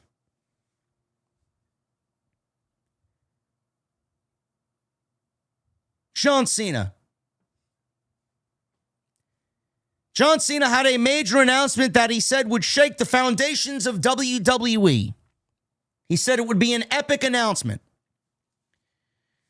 There was a report that WWE was going to send John Cena out there to detail what Club WWE was going to be. Now, he did do that as they taped a very well put together vignette telling us everything that we're going to get if we sign up for Club WWE. I don't know what it is to sign up. I don't know what the cost of it is to be a part of Club WWE. I have not signed up. I probably will not sign up. I don't give a shit. It's not for me. I'm not their target audience. That was the report from the dirt sheets. They included it in the show, but John Cena came out there tonight fully dressed out. Beautiful blue pinstripe suit. He didn't mention anything about Club WWE. John Cena came down to the ring for his big WWE announcement at Backlash. And he talked about being excited about his new role. And he addressed the fans chanting, the fans in Tampa were chanting, "One more match, one more match." I don't know if I want to see John Cena wrestle one more match.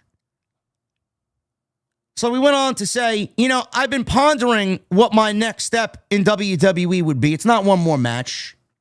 He went on to say that he was truly happy with his final match because what was most important to him was the fact that his last show became a night of opportunity. Cena mentions Sol Ruka, Javon Evans, Obafemi. People break into an Oba chant and they start barking. They all had stellar performances on that night. Cena does the Oba strut. He puts him over after beating Brock Lesnar at WrestleMania. Cena was also inspired by Saturday night's main event back in December where NXT fought the best of Raw and SmackDown. So he says tonight in this announcement, we are going to run it back. Cena is here to announce the John Cena Classic. Like the Mae Young Classic. The John Cena Classic. An entire event where the best of today's stars go to battle with the best from NXT. There's going to be a new event, and there will be a new championship coming to WWE. Cena is going to strive for a certain level of excellence and make this title special. Cena says the biggest superstar in the WWE is the WWE Universe. On top of a new event and a new championship, for the first time ever, your voice will be heard louder than ever before. For the first time in history, a superstar may not win a match, but with their grit, their hustle, and connection to the audience, they still could become the John Cena Classic champion. It's a single event that embodies everything he stood for. Cena promises to make this event an annual tradition. Cena gives thanks to the NXT performers that performed on his last show that inspired him to make this event. Cena took a moment to thank everybody that came out to watch Backlash tonight and thank WWE for approving this crazy idea of his.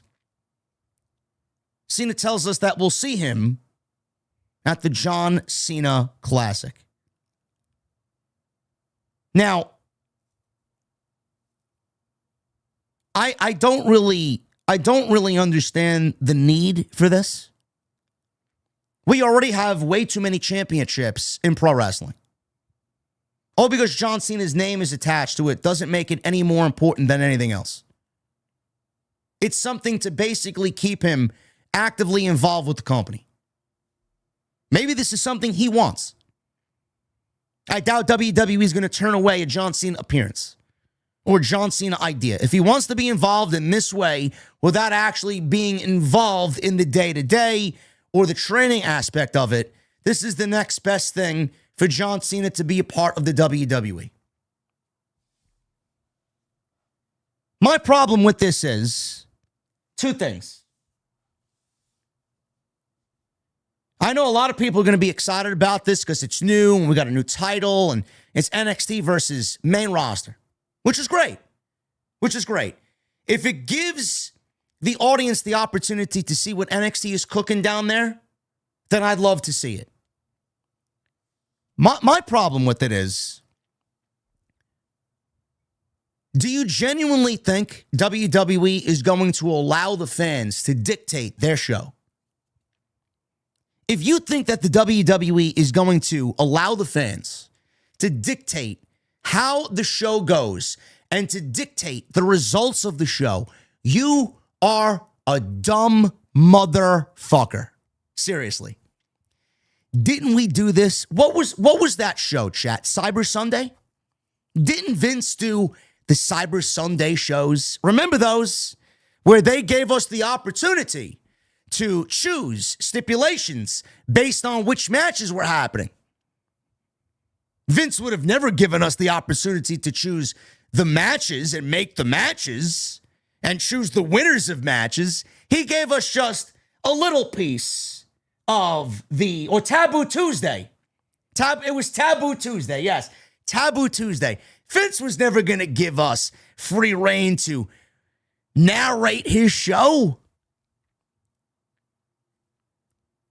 If anybody genuinely thinks WWE is going to allow us to choose the winners of these matches, you are completely fucking dumb. That's number one. Everything, and I mean everything, is going to be WWE the way that they want it. Everything is going to be fake. This is the company that wants to tout record-breaking attendance and lie about how many people are in attendance on any given night.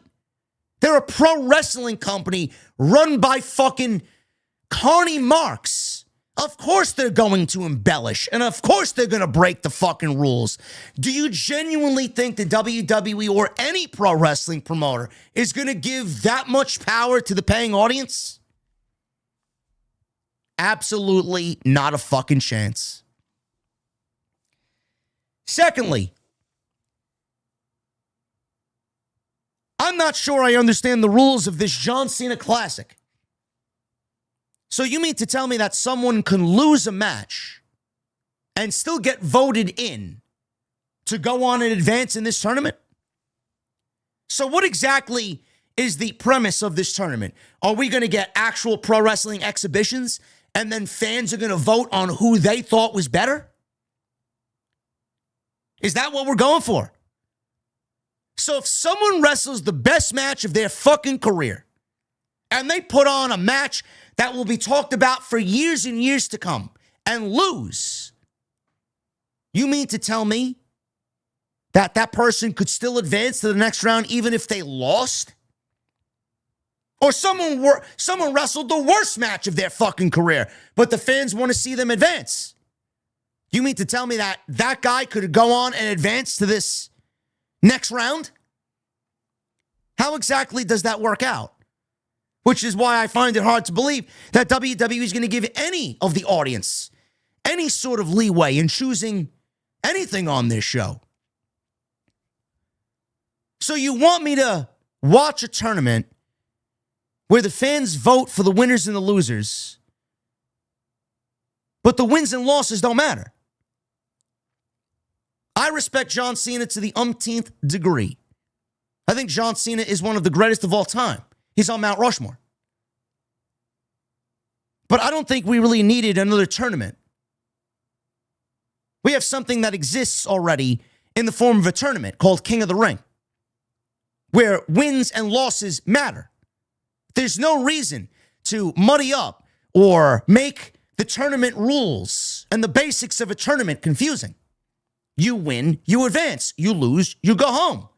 I don't want to see someone wrestle poorly and get voted by the fans to advance to the next round when they don't deserve it. That's going to cause a fucking problem.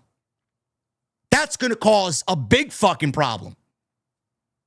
Again, I don't trust WWE to give us any sort of power to choose who wins and who loses, who goes on to advance and who goes home.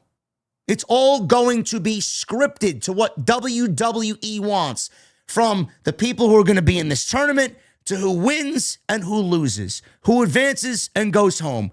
They want to pretend like they're giving you some sort of power, but the power is always going to be in the WWE's hands. So I'm not sure what this does. I'm not sure what this is going to accomplish. We got another tournament that John Cena is putting his name behind when we don't need another tournament. We got the King of the Ring tournament, which is exactly what you should be doing to get us a number one contender for the main events of SummerSlam. Yet we're not doing that, and we're doing this, and we're going to pretend like the fans have the power to choose who wins, who loses, who goes home, and who's advanced. Is that what you want me to believe?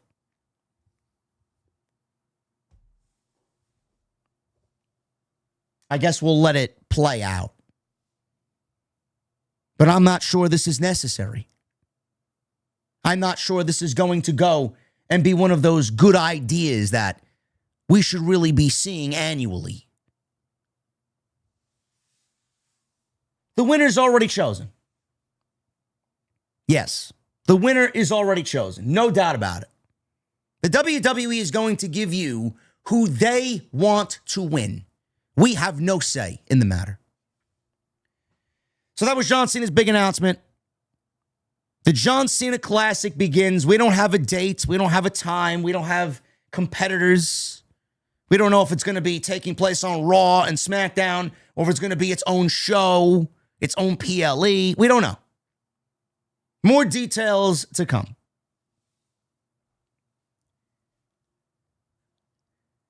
Main event. Roman Reigns, Jacob Fatu for the World Heavyweight Championship. Jacob Fatu came out first. He got a mixed reaction. Roman Reigns got out there. Everybody throwing the ones up for Roman Reigns. Bell rings. Fatu, he eats a clothesline from Roman. He knocked Roman down. Knocked him down with his own clothesline. Sent him out to the floor. Follows up with a suicide dive. He immediately goes to the Tongan death grip on the outside, driving Reigns into the ring post. Reigns comes back and starts targeting the hand, which is a great move because if you take out the hand, then Fatu can't do the Tongan death grip. So that's the story of the match early on. So we got dueling chants for Roman. They're singing Roman Reigns in that European-style soccer chant, and they're chanting for Fatu back and forth. So Fatu missed a corner splash. Reigns sees an opening. Superman punch. Fatu kicked out at a 1 off the Superman punch. So he kicks out. He gets back up. Big corner headbutts, running hip attack to Roman. Reigns back in control, hits another Superman punch. He goes for recovery, gets a 2 count. Fatu's on the apron. Roman sees an opening for the drive-by, signature Roman Reigns. Fatu used the Tongan death grip. Once again, he puts Reigns down. Now we're on the outside. So we can't have a main event match with a big obligatory table spot. So we got a table spot here. Fatu ended up power bombing Roman Reigns through the table. From there, both guys, they get back into the ring. A series of near falls back and forth. Beautiful pop-up Samoan drop and a moonsault by Fatu. He hits the mighty moonsault. Everybody popped. They were ready for a new champion. Tampa would have loved it. Hits the mighty moonsault, only gets a 2 count. So we see them back and forth trading strikes. We see some desperation offense from Roman. Some near falls here. Reigns, ultimately, he's got the Tongan death grip on him. Fatu's got it locked in. So he escaped. All of a sudden, the referee gets involved. They're backing into the corner. Fatu's got the Tongan death grip on Roman Reigns. He backs Roman Reigns into the corner. He squishes the referee into the corner. He comes out of the corner with the Tongan death grip still applied. Roman is just fucking desperate to grab onto anything so he can break this hold. He grabs onto the turnbuckle pad. He rips the turnbuckle pad off the corner. He exposes the steel. So he takes Fatu in the momentum of the tongue and death grip. He throws his weight forward. Fatu goes headfirst into the exposed steel. He gets knocked out. Roman turns around, runs the ropes, hits a third spear, and goes for the 1, 2, 3. And Roman Reigns beats Jacob Fatu with desperate measures. He did not win clean. He used the exposed steel, and the referee knew the turnbuckle pad was exposed. He knew that Roman Reigns threw Fatu into the exposed steel. He ended up throwing Fatu into the exposed steel, hits the spear, 1, 2, 3, and Roman Reigns beats Jacob Fatu. I could have watched them go another 10 minutes. I genuinely felt like what they were doing was good. I thought it could have shifted into another gear. After the match was over, Fatu attacked Roman from behind. He goes back and applies the tongue and death grip. Fatu nails the referee with a pop-up Samoan drop because the referee said, all right, enough. He did it twice. The third time he tried to get involved, Fatu laid him out with a Samoan drop. Fatu applies the tongue and death grip again. Fatu is now being flanked by officials and producers. He super kicks Shane Helms, the Hurricane. He comes out there and he gets obliterated by Jacob Fatu. Fatu then puts his hands on Adam Pearce and he throws Adam Pearce out of the ring. Fatu then applies the tongue and death grip again. Referees and officials are grabbing at Fatu's hair. They're pulling Fatu off. They can't do it. Fatu storms to the back and he walks away. He starts coming back to the ring again, and this time he hits Roman Reigns with a flying tongue and death grip, jumps on Roman, puts all of his body weight on Roman. Finally, he releases the hold. He picks up the World Heavyweight Championship, holds it in the air. Tampa is raining boos down upon Jacob Fatu, and that is the way Backlash goes off the air.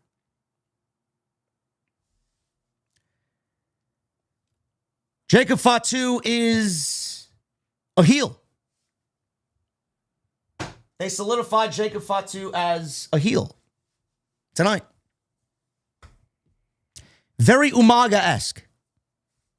It looks like they are shifting from the Jacob Fatu that we've seen, which would have gotten very boring very quickly if WWE continued on that path.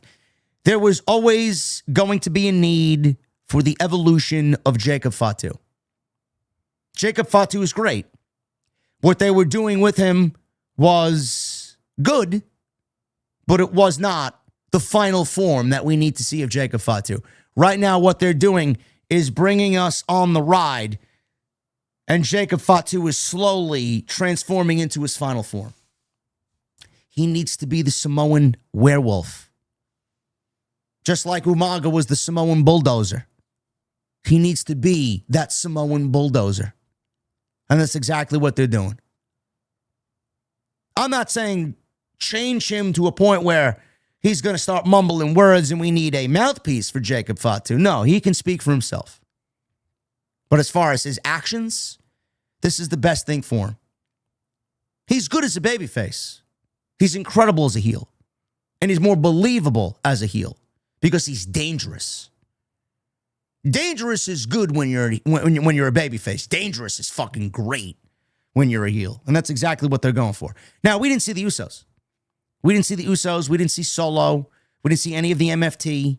We didn't see Royce Keys, who's got this thing going on with Solo, where Solo's trying to get Royce Keys into the MFT, and Jacob Fatu and Royce Keys had a face-to-face and a little pep talk last night on SmackDown. We don't know what's going on.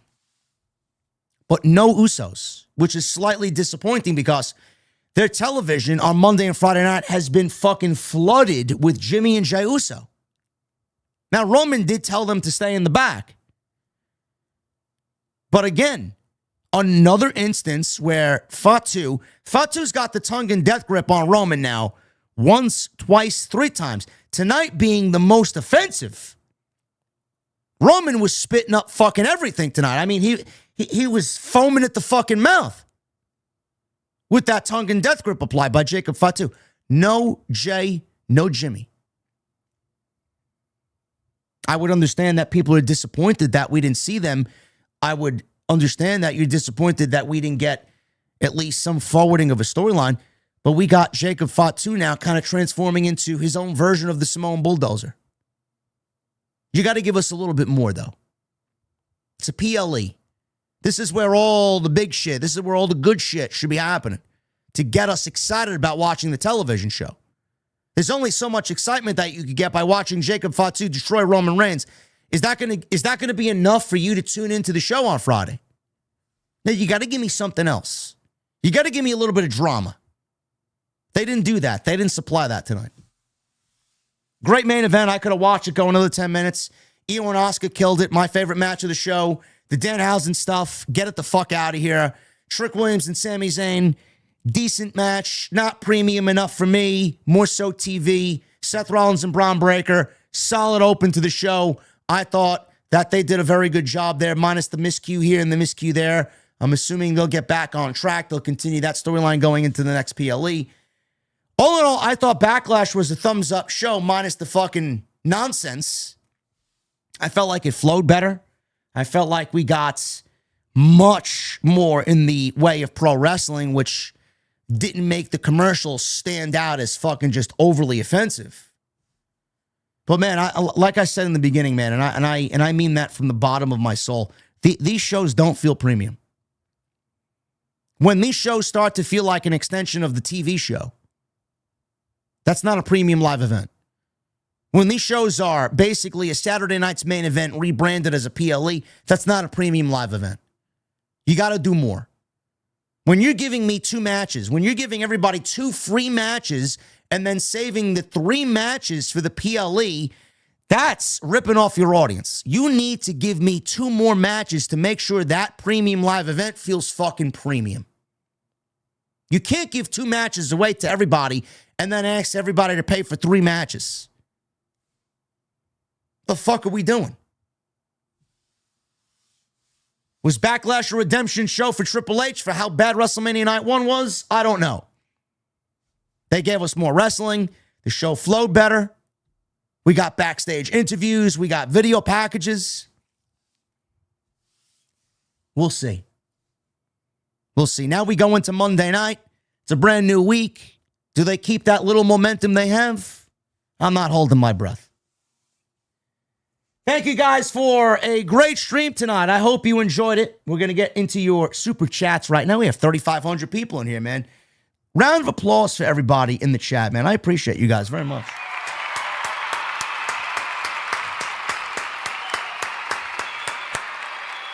Love it. Thank you guys for a great night. We're going to get into your super chats in just a second. I want to get to my sponsor for tonight's show, Blue Chew. Shout out to my sponsor tonight in Blue Chew. So let me get this straight, guys. John Cena came back to WWE, told everybody he had a history-making announcement, and said it was going to change the foundation of WWE. And the big reveal was the John Cena Classic. It's a fan-voted tournament where apparently you can lose matches and still become champion because hustle, loyalty, and respect. Brother, what exactly are we doing? Huh? That sounds less like WWE and more like a middle school participation trophy assembly. Imagine Gunther chopping somebody's soul out of their body for 25 minutes and then losing because another guy smiled harder at the hard cam. I swear, this is what happens when people lose focus. Everything gets overcomplicated. Nobody's sharp anymore. Everybody's just out there brainstorming nonsense. And honestly, that's the kind of way I start feeling, and I have felt that way a while back. Same workouts, same schedule, same grind. The energy wasn't there like it used to be. Focus felt off. Recovery took longer. By the afternoon, I felt like I already wrestled a 5-star Tokyo Dome main event that Meltzer just completely smiled from ear to ear over. That's what got me looking into Blue Chew Gold. And that's what I like about Blue Chew Gold. It's designed to help with more than just physical performance. It's built for arousal and connection as well. So your mind and your body are actually on the same page.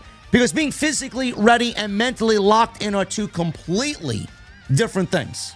Blue Chew Gold combines ingredients designed for blood flow with ingredients designed for arousal. So you can stop overthinking and actually enjoy yourself. Less brainstorming, John Cena tournaments, more main eventing every single week on Monday night. Don't let your mind get in the way of a good time. Discover your options at BlueChew.com. We got a special deal for all of our listeners tonight. Right now, when you buy 2 months of Blue Chew Gold, you're going to get the third month for free by using code JD. That's BlueChew.com, code JD. Buy 2 months and get the third month for free. I want to thank them for once again being a great friend and a great sponsor right here on Off the Script. You guys are great.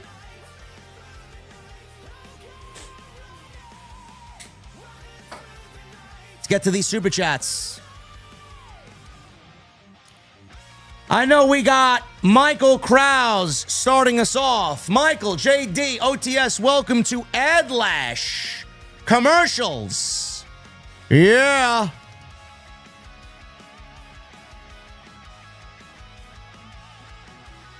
Thank you, Michael. Fast Eddie with a $4.99. Rest in peace to the greatest manager, Bobby Cox. More fuel for the 2026 World Series. Let's do it for Ted and Bobby. Bobby Cox was the greatest Braves manager in history. Bobby Cox was one of the greatest managers in baseball history. 14 consecutive division championships, 5 National League pennants. I mean, that in itself is just fucking ridiculous. 1995 World Series. This guy had Leo Mazzoni as his pitching coach and had the absolute pleasure and the fortunate circumstance to have Greg Maddux, Tom Glavine, John Smoltz, and Denny Nagel. That's the 1996 rotation. They all won 20 games that year. But Glavine, Smoltz, and Maddux as number 1, 2, and 3. Can you imagine that? The greatest starting rotation in the history of Major League Baseball. How they only won 1 world championship, I have no fucking idea. Chipper Jones, Fred McGriff, Marquise Grissom, Mark Lemke, Terry Pendleton, Steve Avery, Ryan Klesko, Andres Galarraga, Deion Sanders, David Justice,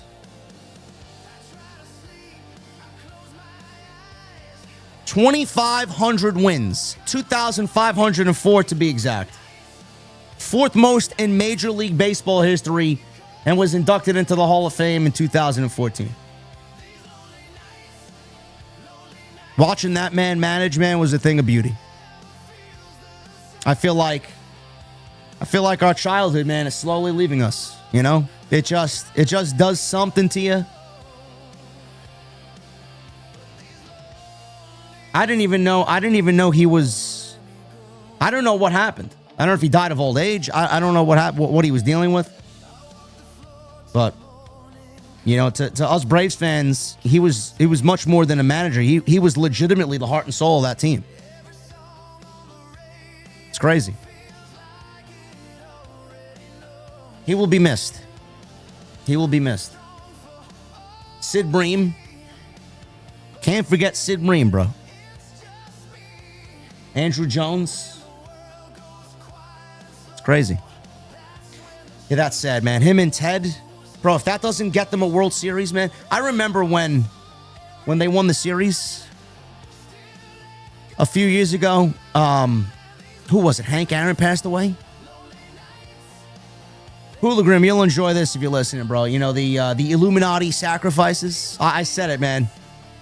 Oh, Hank Aaron, man, he passed away. That's another sacrifice. Maybe they gave him up to win the World Series. Bro, we got Bobby Cox and Ted Turner both dying in the same week. Man, if that doesn't get us a World Series, I don't know what the fuck does.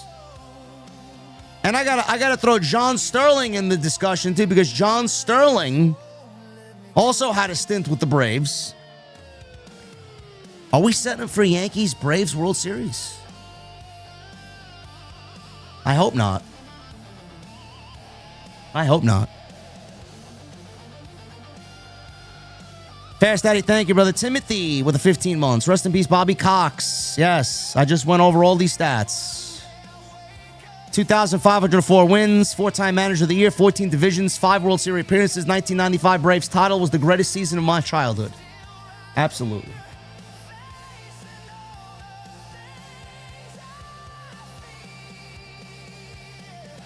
Thank you, Timothy. Michelle with the 2. Banger match by Seth and Braun. Right man won. Absolutely.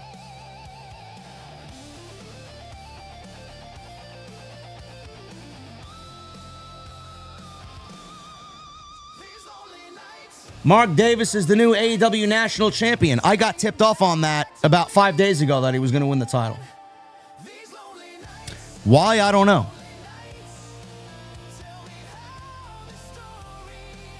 Fast Eddie, $4.99 and $4.99. Hopefully Matt Cardona will be at least there at Clash in Italy, JD, in the motherland. And who would you say the 2 major states that professional wrestling resides in is the most? New York and Florida? Probably. WWE's based in New York. And Florida is where they basically call home. All the training happens there. Michelle with a 2. Good main event match. And once again, no Usos to save Roman. Well, I do wonder if Roman's going to say something to them on Monday. They should have been out there. Fast Eddie, JD had a feeling that Backlash was going to be better than WrestleMania when it was announced. It didn't hurt that it was in my backyard here in Tampa. Yeah, you guys were loud, man. Tampa was a great crowd tonight.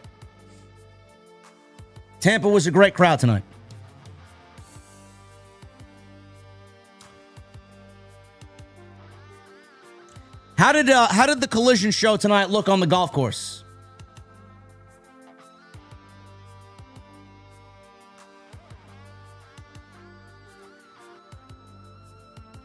Tekla is defending at Double or Nothing against Sheeta, Stat, and Jamie, JD.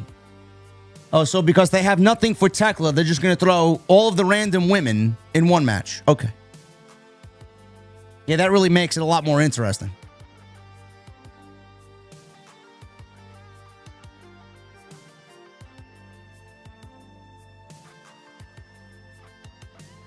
Some people said it looked awful. Some people said it looked good. Which is it? Just by what I saw on the social media page, I thought it looked pretty cool. I always appreciate a nice themed show, especially somewhere that's different, you know? Adam JD 519, 26 months, 7 out of 10 show. Shout out to the biggest Braves fan I know. First, Ted Turner, now Bobby Cox. Rough week. Much love, JD. OTS for life. Thank you, Adam.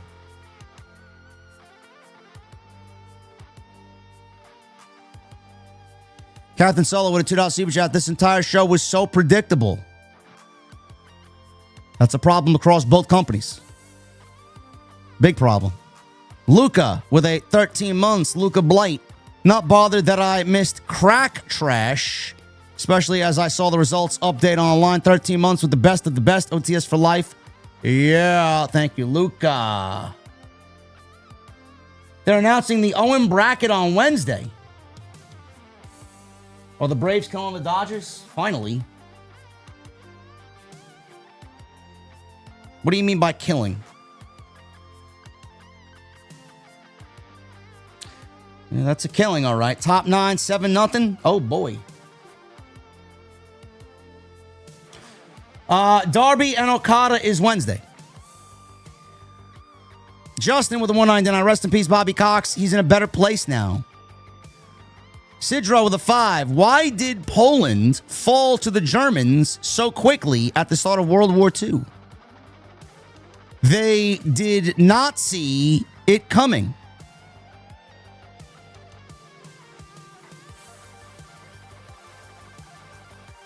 P.S. Play Grime 2, amazing Souls-like 2D platform. I'm 25 hours in. Brother, I need something new. Arc Raiders got boring. Destiny 2 is dead. Call of Duty's boring. I need something just completely new, bro. I don't know what it is. I need something new. Ryan with a $2 super chat. I ask again, where were the damn Usos? I don't know. I don't know where they are. On AEW, they said it's Takeshita versus Darby? What?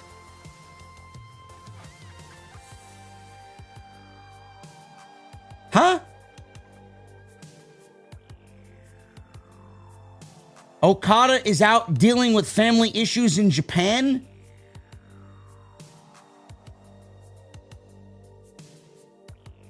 Whatever, man. CM Punk fan with a $5 super chat. TKO is dog shit. Yes, they are. Yes, they are. Captain Solo with a $5 super chat. At this rate, Danhausen will be WWE champion before LA Knight. Yeah.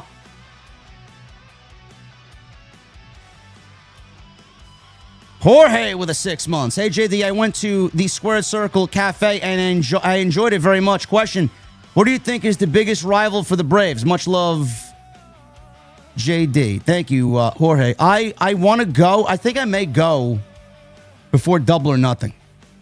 They're not open on the weekend, man, which makes it hard for me to go. I wish they were open on the weekend. They're closed on Saturday and Sunday. I would love to go. Biggest rival for the Braves, I say, honestly, now, Phillies and Dodgers. It was the Mets. Then it went to the Phillies, and I think the Dodgers are our biggest rival for sure. Ricky with a $5 super chat. Best SmackDown in months. Oh, it was a PLE. Shit.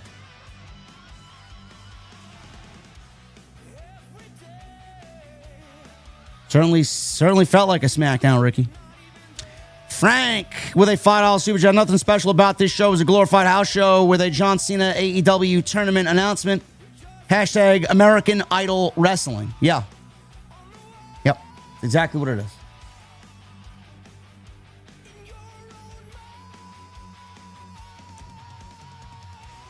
Chris with a $1.99. Gingerbread Man versus Mr. Sacco. JD a special ref. I'm going Mr. Sacco all the way. Grand Thalion with a 2. This is proof that the fans don't matter. Nope. Never did, never will. Bryson Kemp with a $4.99. This show ended so early because they wanted to finish before the UFC pay-per-view show. Well, maybe don't book the fucking PLEs on the same day as the pay-per-views. There is legitimately no crossover audience. And if they say there is, they're bullshitting you. Tone C with a $10 super chat. He leaves me a coffee cup emoji. Thank you, Tone C. J-Man's Road Rants. $10 super chat. Seth Braun, 3 out of 10 botch fest. Trick Sammy, 3 out of 10 boring. Danhausen, 2 out of 10 shit show. Asuka EO, 5 out of 10 sloppy. John Cena segment, 0 out of 10, no new titles. Fatu Roman, 4 out of 10. Roman cheats again.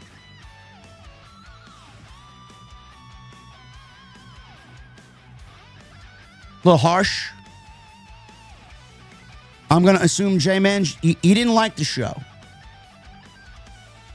Chris with a $1.99. TKO is doing the devil's work. They're greedy as fuck. Yes, they are. Your boy, KJ with a $4.99. JD, you the funniest wrestling content creator, in my opinion, no doubt, and the realest for show. Much love and support always, my guy. Thank you, your boy. I appreciate that. Jeremy with a new membership. Thank you, Jeremy. That's not a new membership. I see a title belt next to your name. Thank you for the recommitment. Appreciate you. Graps, $4.99. AEW is way better than this corporate slop. Is Ospreay and Death Riders worse than the Gingerbread Man? Put gripes aside. One cares, the other is a stock. Bro, Dynamite on Wednesday, no matter how you slice it, was fucking terrible. AEW is overly predictable. King Bowdy with a $19.99. What's good, JD? Tonight was my first time in attendance at a PLE. First hour was great until the Danhausen match sucked the energy out of the arena. It killed the excitement for the IYO SKY match as well. That's coming from somebody that was in attendance, chat. So my rant and my complaining about it earlier was not that far off. It's not premium. Anthony Hunts with a $2 super chat. Do you think we'll ever get Zilla Fatu in WWE? Yes. Zilla's going to be ready in the next year or two, tops. Staying off the code podcast, or staying off code podcast with the $4.99. I can't say Jacob is the heel just yet because of how Roman won the match. Don't you agree that was heelish behavior using the turnbuckle? I don't think many fans look at it as a heel thing to do. He basically was in survival mode. He needed to win the match. He needed to get out as any way he could, and that's exactly what he did.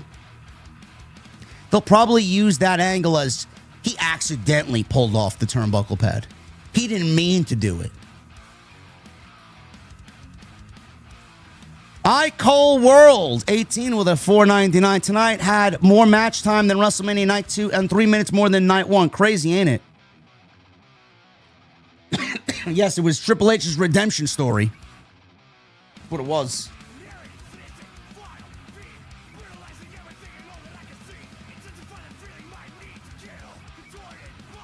Raps with a $1.99. They subbed Jelly Roll for little people. Peak WWE. Havili with a $20 super chat. Thank you, Havili. This year marks 20th anniversary of Backlash, PLE 2006. Thoughts on when you heard of the McMahon versus HBK and God? Yes, WWE did, said but true for the Undertaker Hall of Fame induction package. Shout out from Brisbane, Australia. Thank you. Havili, thank you, brother. We love you. Honestly, bro, the McMahon versus God deal, I thought it was fucking lame. I hated it. Stupid. People look at that as being quintessential pro wrestling. I think it's just fucking stupid. It's stupid. It's like GCW doing a match versus the Invisible Man. Like, what am I watching?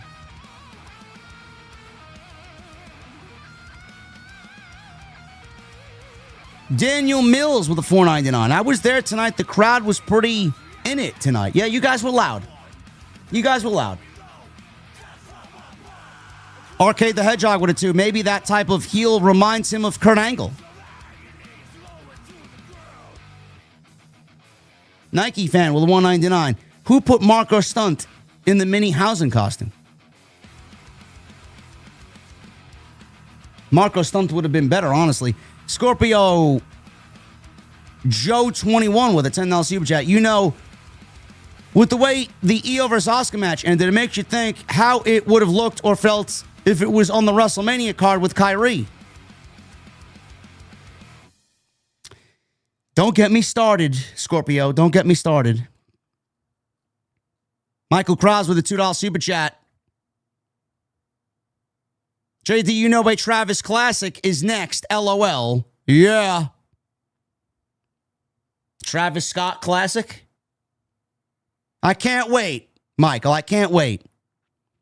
Big E to win with 56 months. Look at this guy. Thank you for the commitment, brother. If the predetermined winner of the John Cena Classic flops, WWE can blame the WWE Universe instead of themselves. How low they can and will go. Sure. I could see it. Ed Parham with a $19.99. JD, your show is a family affair in our house. My teenage college student daughter and I watch your streams after every WWE PLE. Thanks for keeping these shows great and being the best part of watching shoddy PLEs from WWE. I appreciate that, Ed. Shout out to the family. You guys are awesome. Thank you very much. Love it. Don Stoney with a $5 super chat. Another OTS banger. Another reason that I'm here now. Appreciate this shit. Thank you, Stoney. Cody Snyder with a 5. That Jacob Braun feud will hit. WWE needs to give them the ring. Shut the fuck up, get out of the way, and let them go. Gonna beat the piss out of each other.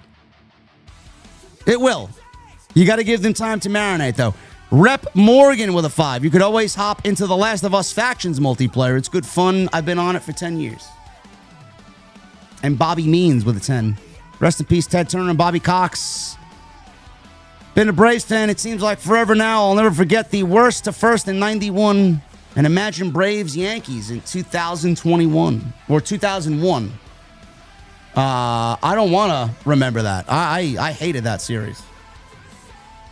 I hated that.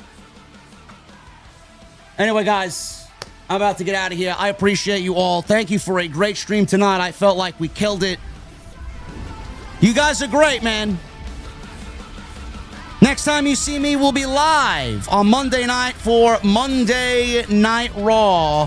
Follow me on social media at JD from NY206, Twitter, Instagram, TikTok, and Cameo. Hit that subscribe button down below. Turn on the bell for all notifications. And please leave a comment and check out all the videos on the homepage. Everything you need is there. Until Monday, guys, I will see you right back here for Monday Night Raw.